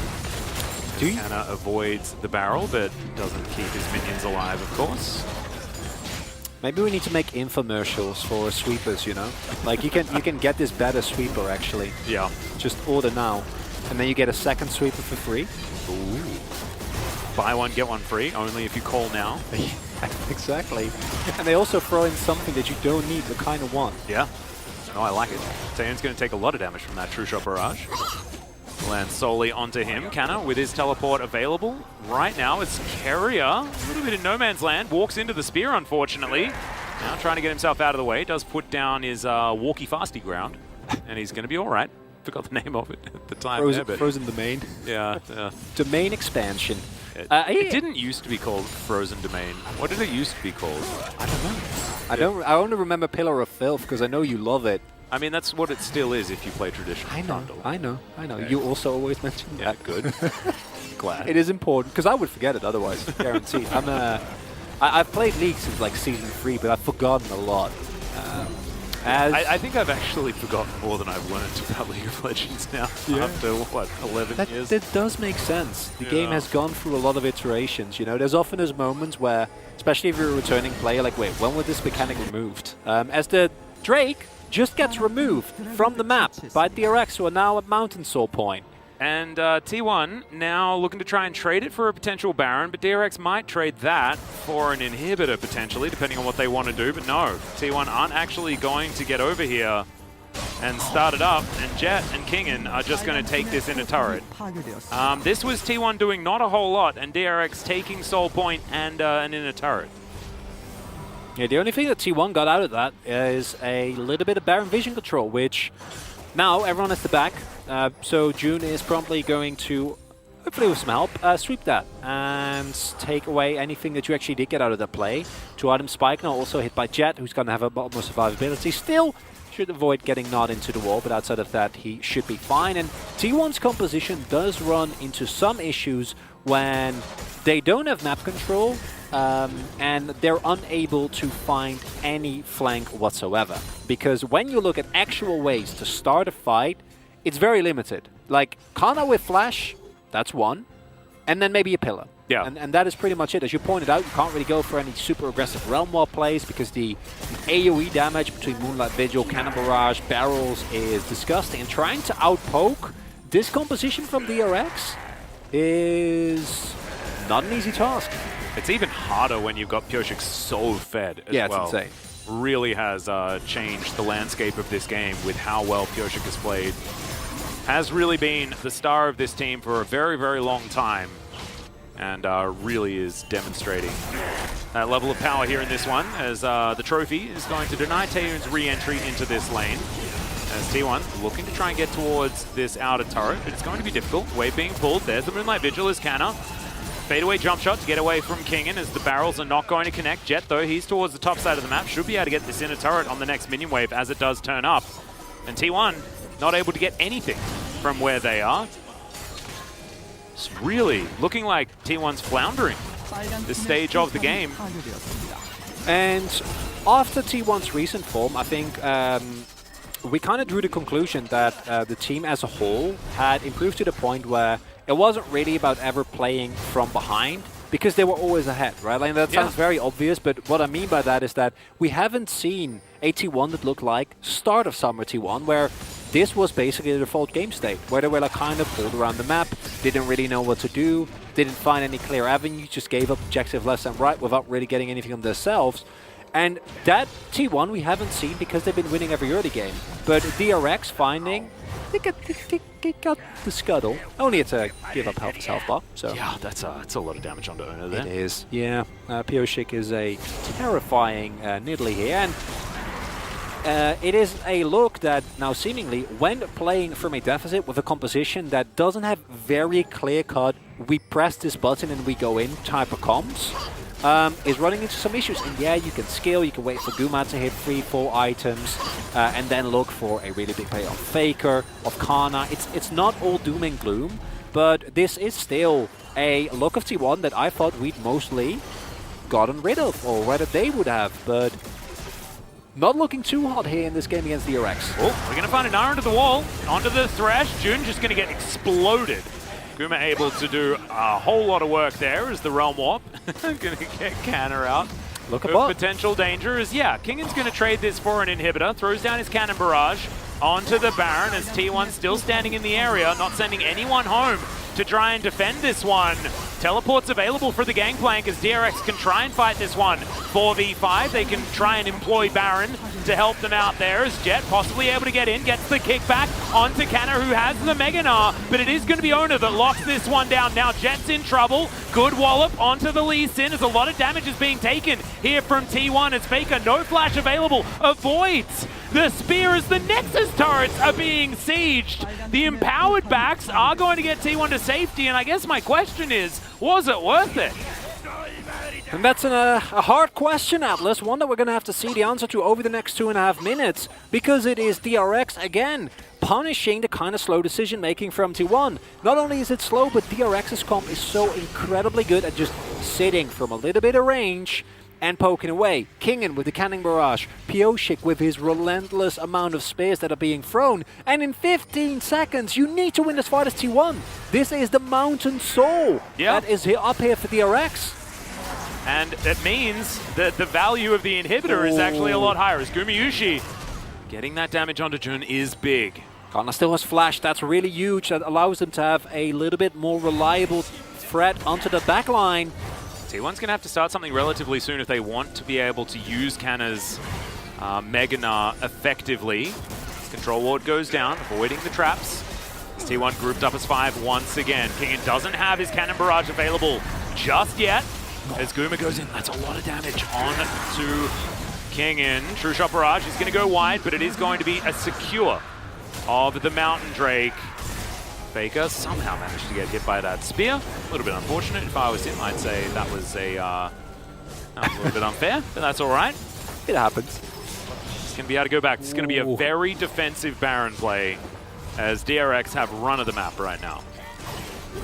And this is a real nail-biter, Atlas, It is. and that's I don't think that's what we expect, especially now after game number 1. But DRX, you can also see that above all, they don't want to throw this game, right? Like, doesn't matter what the series, doesn't matter that you're out of playoffs.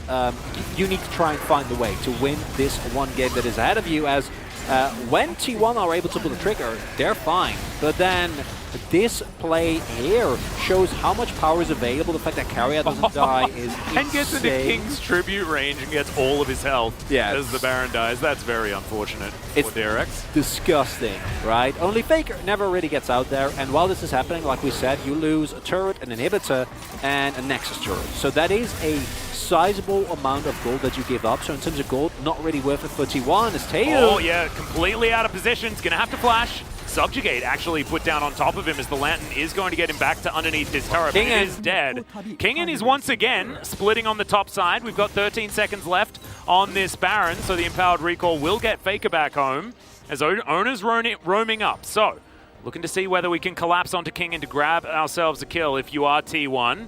He's going to get into that brush, spotted now as the barrel comes through, fighting against Ona, as Kingen will be able to win out on that one, but has to invest his Cannon Barrage. Not able to take down the inhibitor turret just yet, but this 4-1 with Kingen in a side lane is working wonders for DRX. It's doing really well, and it's utilizing the relative lack of reliable hard engage. Again, I'm actually loving that Kana is holding onto his flash so much here, because there's been multiple windows where he can go for a big flash play, but it's one of those situations where holding the flash creates so much more threat for DRX, right? Because once that Summoner is on cooldown, T1's effective range to start fights outside of a random pillar or someone getting caught off guard is fairly limited.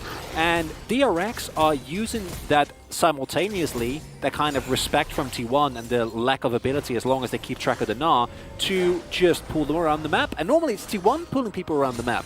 Yeah. So as at DRX, it is looking great. Kingen also finished his Hysterics, went for the Collector second, so an incredible amount of both crit and burst available. And yeah, it's not about the gold, right? It's more about like the small excuses. Does the spear hit? Do you find the barrel? Ooh, that was close to putting Jun on the wrong side of that trophy. Spear not connecting, but I just feel like it's going to be so important. If Pyosik can land those big spears, it's going to be massive. But trophy down, as well as the Mountain Rip Rock helping out here for T1. He'll has been invested there by Taeyun, so that is a big summoner now not available to him in the subsequent fight. Bigger is the lack of flash. Yeah. Yeah, and that is why I am 100% certain that as long as they keep track of Kana, they should feel relatively safe. Has a big job here. Actually getting onto that Philos and slamming into the wall is one way to win. However, and this is something that we've seen T1 do throughout this game repeatedly as well, is that... Oh, DRX, this is really cheeky. They're setting up to try and just run down the top lane. Yeah, I was waiting if for T1 it. are going to set up for the Dragon. I'm going to go through with it in the end. Do take a lot of vision, and what this does is it enables Kingen, right? Like, once the entire top side is filled with wards, it becomes a lot easier, and you can also look to use that to get yourself some Baron pressure.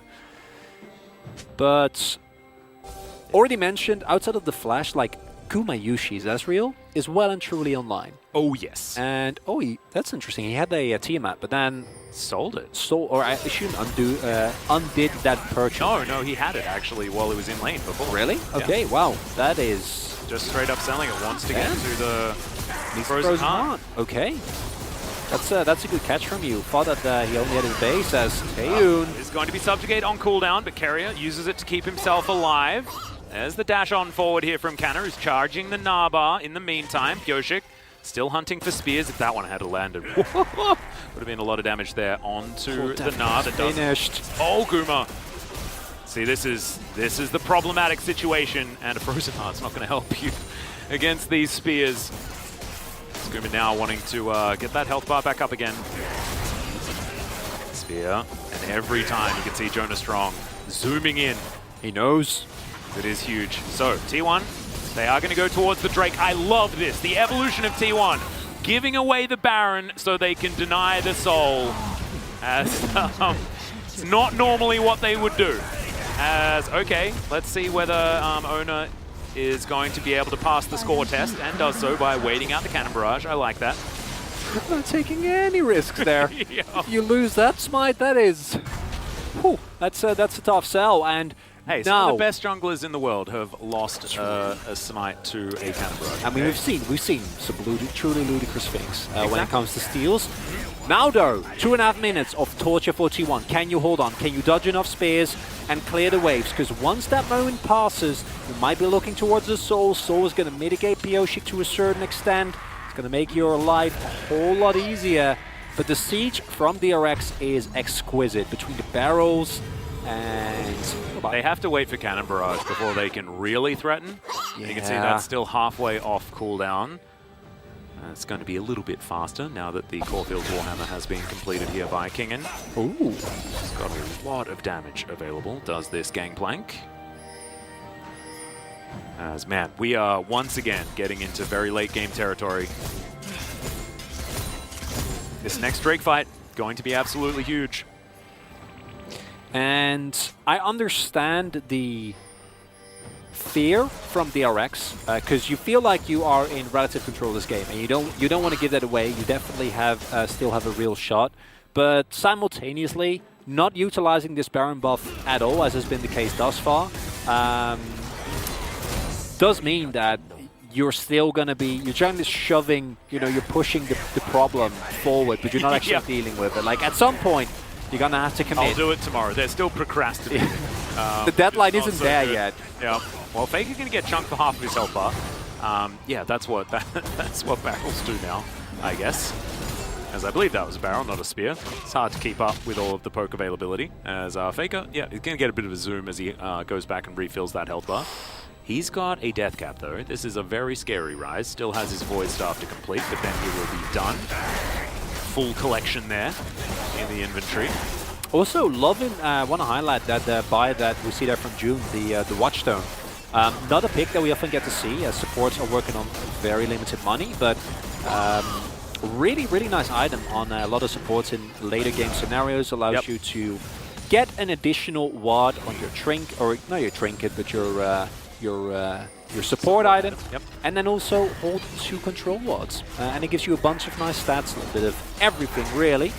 Yep, just means that if you've got 6 items, you can still put wards down, as Guma is going to Arcane Shift to get himself out of the way of the Cannon Barrage, but now it's just the immediate turn onto the Nidalee, and T1 will just blow up! There's members of DRX that are here, but there's just not enough, as now T1 are going to barrel down the mid lane, and Kingen invested the Cannon Barrage, but there was no one there. They weren't ready. I don't think they saw this immense amount of re-engage coming through, and Nodama just looked to end the game. Immediate flash out from Kingen, who gets caught by the trophy. T1 continuing to push forward. True Shot Barrage will land onto Jet. One cannon. Yeah, they're going to try and keep these minions alive as best they can. And remember, this is 37 minutes into the game. Teleport to keep the minion alive as Jet's going to go golden. Faker just going to stand in front of him. The kick is going to do not a whole lot as Faker tidies up the Lee Sin. And they're just falling like bowling pins. Guma just going to be arcane shifting forward. Kingen going to be taken down. And DRX, they had all of the control. They were absolutely winning until their Nexus exploded before their eyes.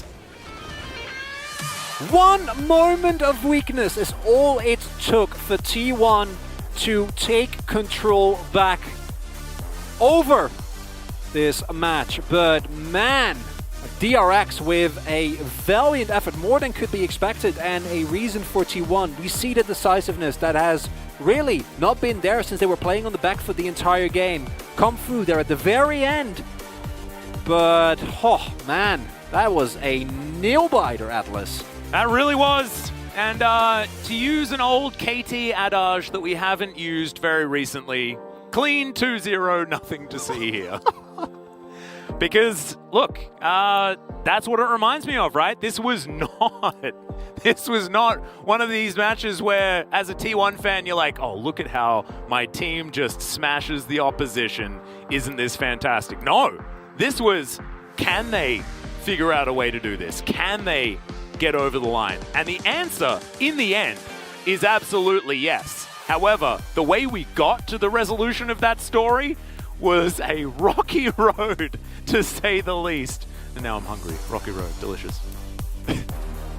I had a great counterpoint, but now you're talking about ice cream. Sorry, and now I completely forgot it. Like, yeah, I would love some cookie dough as well. Wouldn't mind that at all. As I do agree with you here, I think that it is important to identify that both, when it really came down to it, T1 found both the execution, the presence of mind, and the decisiveness that had been lacking for them, and were the exact reason why they lost games like that in the previous split. Yeah. Adjacent to that, also important that today they looked a lot less strong than they have recently. And I think this is a great game to go over, rather 2 games, although the first one a bit less egregious. What went wrong? Like, why didn't our cross-map plays work? How did we get put so far behind on the bot side? because you can get away with this against DRX, but there are a lot of playoff confirmed teams that will not allow you to do that. No, absolutely not. I think you're exactly right. I think what we saw from Damwon Kia earlier today, what we've seen from Lit That's what you Sandbox, you know, our teams that are so adept at snowballing certainly would have a much better experience up against a T1 that really did look a little bit uncertain about the mid game. But I do want to also go over to the other side of the rift and give some kudos to DRX for how they played out what was a lot of clawing back type situations, right? In game number 2, it was more about them being able to find those leads. I think Pioshik had a fantastic early game. His Nidalee was just beautiful to watch. Shoutouts to Kingin playing his side lanes really beautifully. But man, just wasn't quite enough, and T1 able to flip that switch and capitalize from that one mistake, that one moment. And that is beautiful, to be able to turn on a dime like that and just capitalize on what seems like, oh, it's just an ultimate being thrown down to try and zone. But instead, that was like, this is go time. And, whew, not how I expected the series to go. A 2-0 nonetheless, and so they still will get those 2 points. Let's have a look at who else is offering them points as we move further forward. It's going to be Harma Life Esports, another opponent that has not been looking absolutely fantastic recently. Hanwha has Afrika and T1 next week, and it's going to be a tough time for them as their playoff hopes have already been dashed. And for T1, I think after today, we keep talking to you guys about how important it is to, you want to hit at the very least top 3. Top 1 and 2 get you a bye in playoffs, but that third place means that you get to pick. And getting to pick with how close our current standings are, we don't know who's going to end up where. It might be Damwon Kia that is one of the opponents that you get stuck with. It might be a Gen G, and yes, Gen G recently haven't looked the greatest, but we can cast our mind back to spring, and then if you're T1, I can also make like, oh, I'd rather not go into that one again.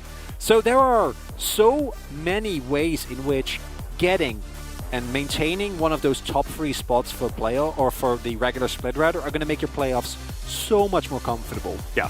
And so a 2-0 here, absolutely fantastic. And honestly, in the end, it doesn't matter how you come up with those 2 points. Just get them. 2-0 victory.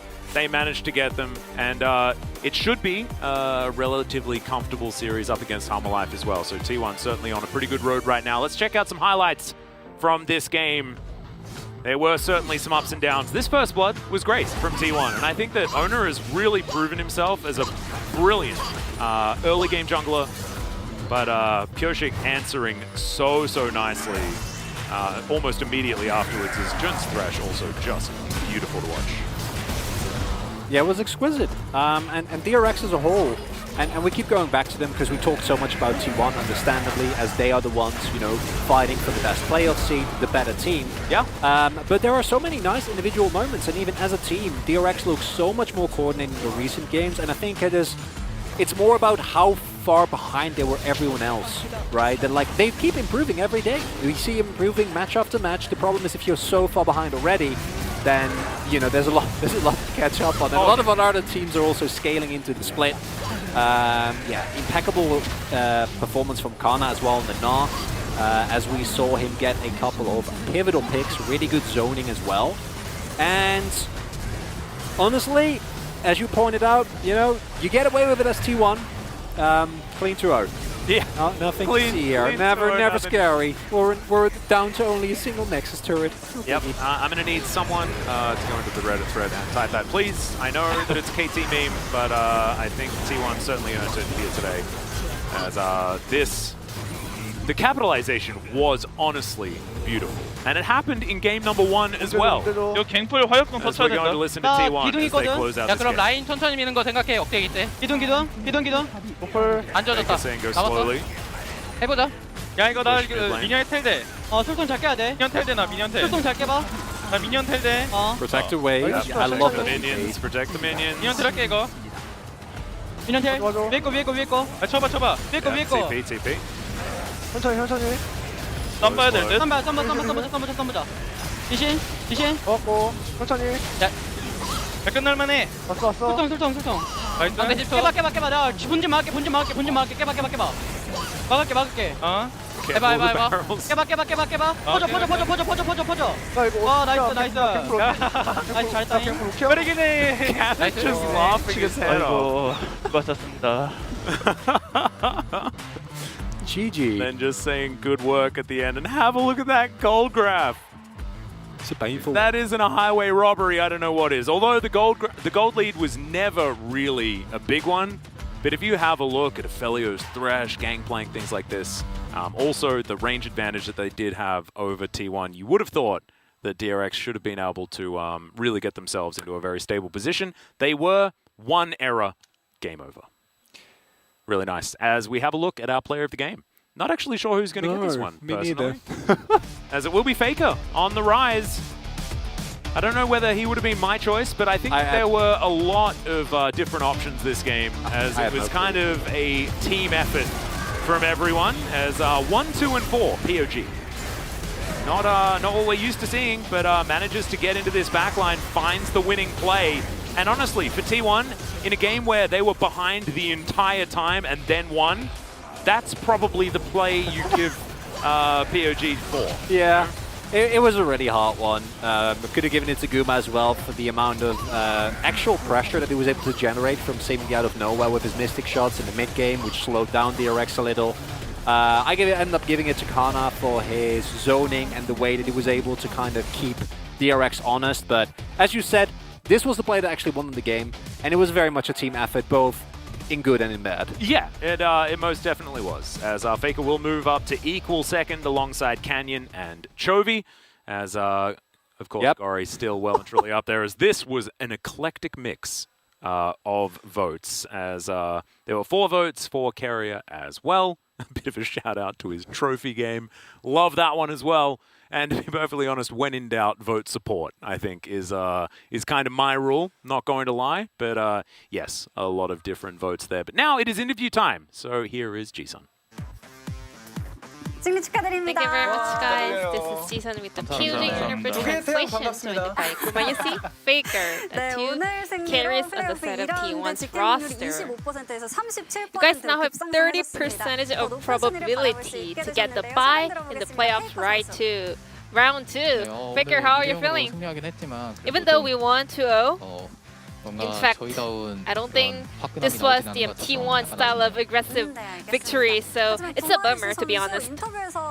Kumayusi, this is your first interview in the summer split. Congratulations on a 3-match winning streak. And how are you feeling getting the POG? I'm a little bit nervous seeing our first interview of the season, but feels great. But still, the game 2 wasn't that clean, so I don't feel good about that though. Now let's take a look at the game number 1. We had Braum and Jinx. And you guys did have a great game in the later phase, but still, it was really odd to see DRX letting that Braum through. I guess DRX was confident to win lane with Aphelios Thresh. What did you feel with that Braum open? Braum is a really good pick into Ornn. So we were a little bit puzzled to see Braum was actually let through, and we were happy to just take that. Or did you have the confidence that you will get the POG and carry the game together with Braum? No, the main theme of the draft was actually playing around the top side. I just wanted to hold on to the late game and then do a little bit better than the opponent, Aphelios. I have another question about Braum, Kyria, and also coaching staff.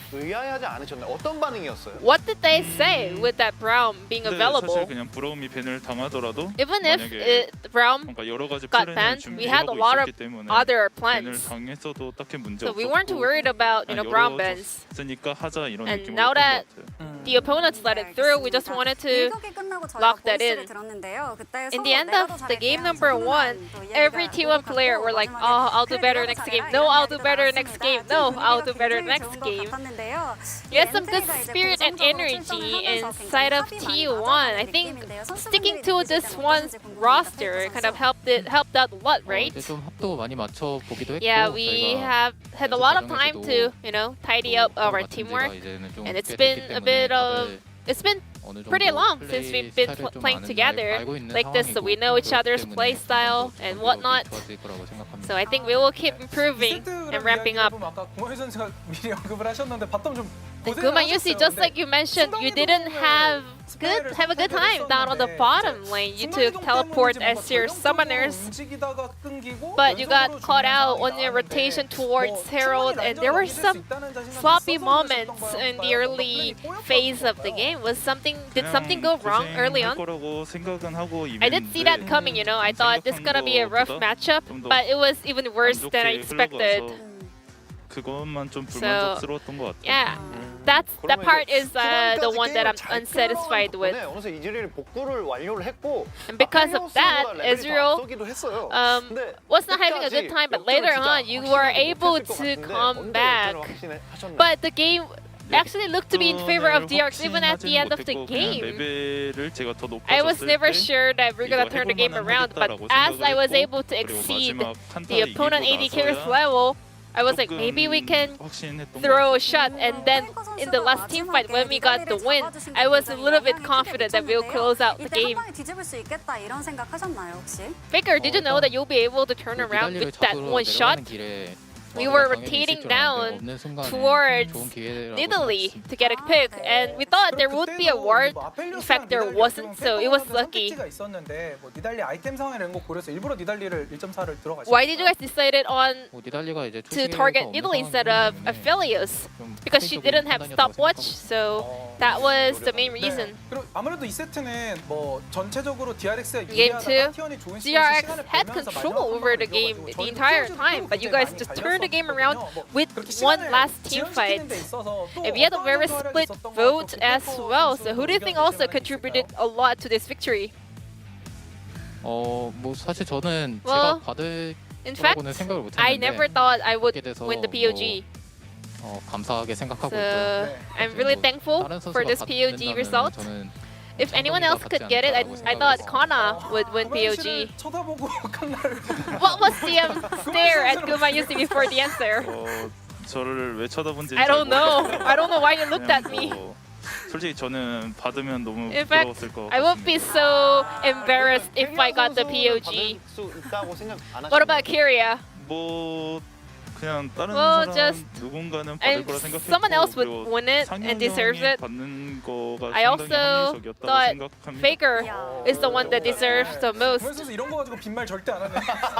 네, 눈치 안 보는 선수거든요. 그러면은 그 마지막으로 소감 말씀하기 전에 페이커 선수한테 Before we go, another question over to Faker. T1 is once again having an upward trend as we are leading into the end of the summer split and heading into the playoffs. I guess a lot of teams would be afraid of T1 for sure. 비결은 모르겠고 항상 What's the key to this kind of a trend? 저는 We don't have anything like a key. I think we got lucky as well. 네, 그리고 And also, last year, somehow we failed to make it to Worlds. So this year, I even have a stronger kind of eager to make it to Worlds. So maybe that's why we are performing better this year around. Our last opponent of the regular split will be Hana Life Esports. How we're gonna prepare for that match? 저희가 오늘 2대0으로 이기게 돼서 Because we got a 2-0 victory. 전까지 잘 치르게 And 된다면 if we also, get a good result in that upcoming match as well, I think we will have a huge upset in the standings. So I hope we can wrap up the final match without any mistake, and I will do my best to come back with better performance in playoffs. 경기력이 전체적으로 뭐 I think our performance wasn't clean in general, but Hana Life Esports will be the final task to check our status of performance. And regardless of the result, I hope we can focus on our own performance. That will be the end of the interview from Guma Yusi Faker, and I'm going to throw it back to our casters. Thank you. Thank you so much, Jisun, as usual, and great to hear from both Faker and Gumayusi. Both of them very humble in victory after this one, understanding there are still things to work on, but confident about moving forward. Let's have a look at our play of the day. Wonder what it's going to be. Probably a look back to our first series, and it indeed is. This was Showmaker, Pop and Ruler. The one LeBlanc, and apparently Showmaker himself. That was the game-winning play right there. It was. Really glad that that one got in. Showmaker himself apparently is like, I want to be the 1 in 100. You know, like when 99 LeBlancs think, no, this is too risky, I shouldn't do this. I'm going to do it. Also killed him once, which we don't see here, but then also gets the game-winning play, right? Like this, as you pointed out, like that's just it. One catch. So sick. Just gets it done. Gets the vision with the chain, but connecting it was the hugest thing. As let's have a look at the standings. T1 move up to 4th place. Of course, unable to match the game score of Damwon Kia. Damwon Kia, of course, actually our most winningest team when it comes to individual games so far. Unfortunately, it hasn't necessarily translated into the right wins at the right times, and they are just a little bit behind Liv Sandbox and Nongshim, who still have 1 game to play. That extra in the loss column does mean you're unable to get further up despite the game score. Let's have a look at next week. Afrika versus Harmalife Esports was going to be super hype, and now doesn't mean a whole lot for Harmalife Esports. However, Afrika need to win everything to try and get further up the standings and challenge our top 5. Get that opportunity, try and keep their faith in their own hands as much as possible. And wow, oh, what's that match on Saturday? That first match? That's insane. Liv Sandbox is on a 6-game winning streak. Damwon Kia now on a 3-game winning streak. Damwon Kia looking like old Damwon Kia, and Liv Sandbox looking like, I don't know, they just win. They just keep winning. How is Nongshim versus DRX our hype matchup? I didn't pick that one. Yeah, I didn't pick that one either. I wasn't allowed to pick a game this week. It wasn't my week, so that's perplexing. I'm hoping that was maybe a typo, and instead we were looking towards the Gen G Nongshim match, which is going to be huge. Of course, Challenger will be continuing as well, as we do enter week 10 for that one. Of course, you can pop over to Chronicler's stream. He does co-stream that one pretty regularly as well. And now it's going to be 3 days before the final week of LCK Summer. I can't believe it. It's gone by so fast. The playoffs are looking so good. Oh my god. This is actually probably one of the closest playoffs that we've had in many years. I can't remember the last time that we had a top 5 and top 6, actually, that have looked this contentious. It is just ridiculous. Absolute pleasure. The LCK champion will certainly have to earn it. Not going to be the same as spring this time around. Summer, completely new beast. Oh, can't believe it. But, ladies and gentlemen, that is going to do it for us for this evening. Thank you so much for watching, and we'll see you next week for the final week of the LCK Summer 2021 regular season.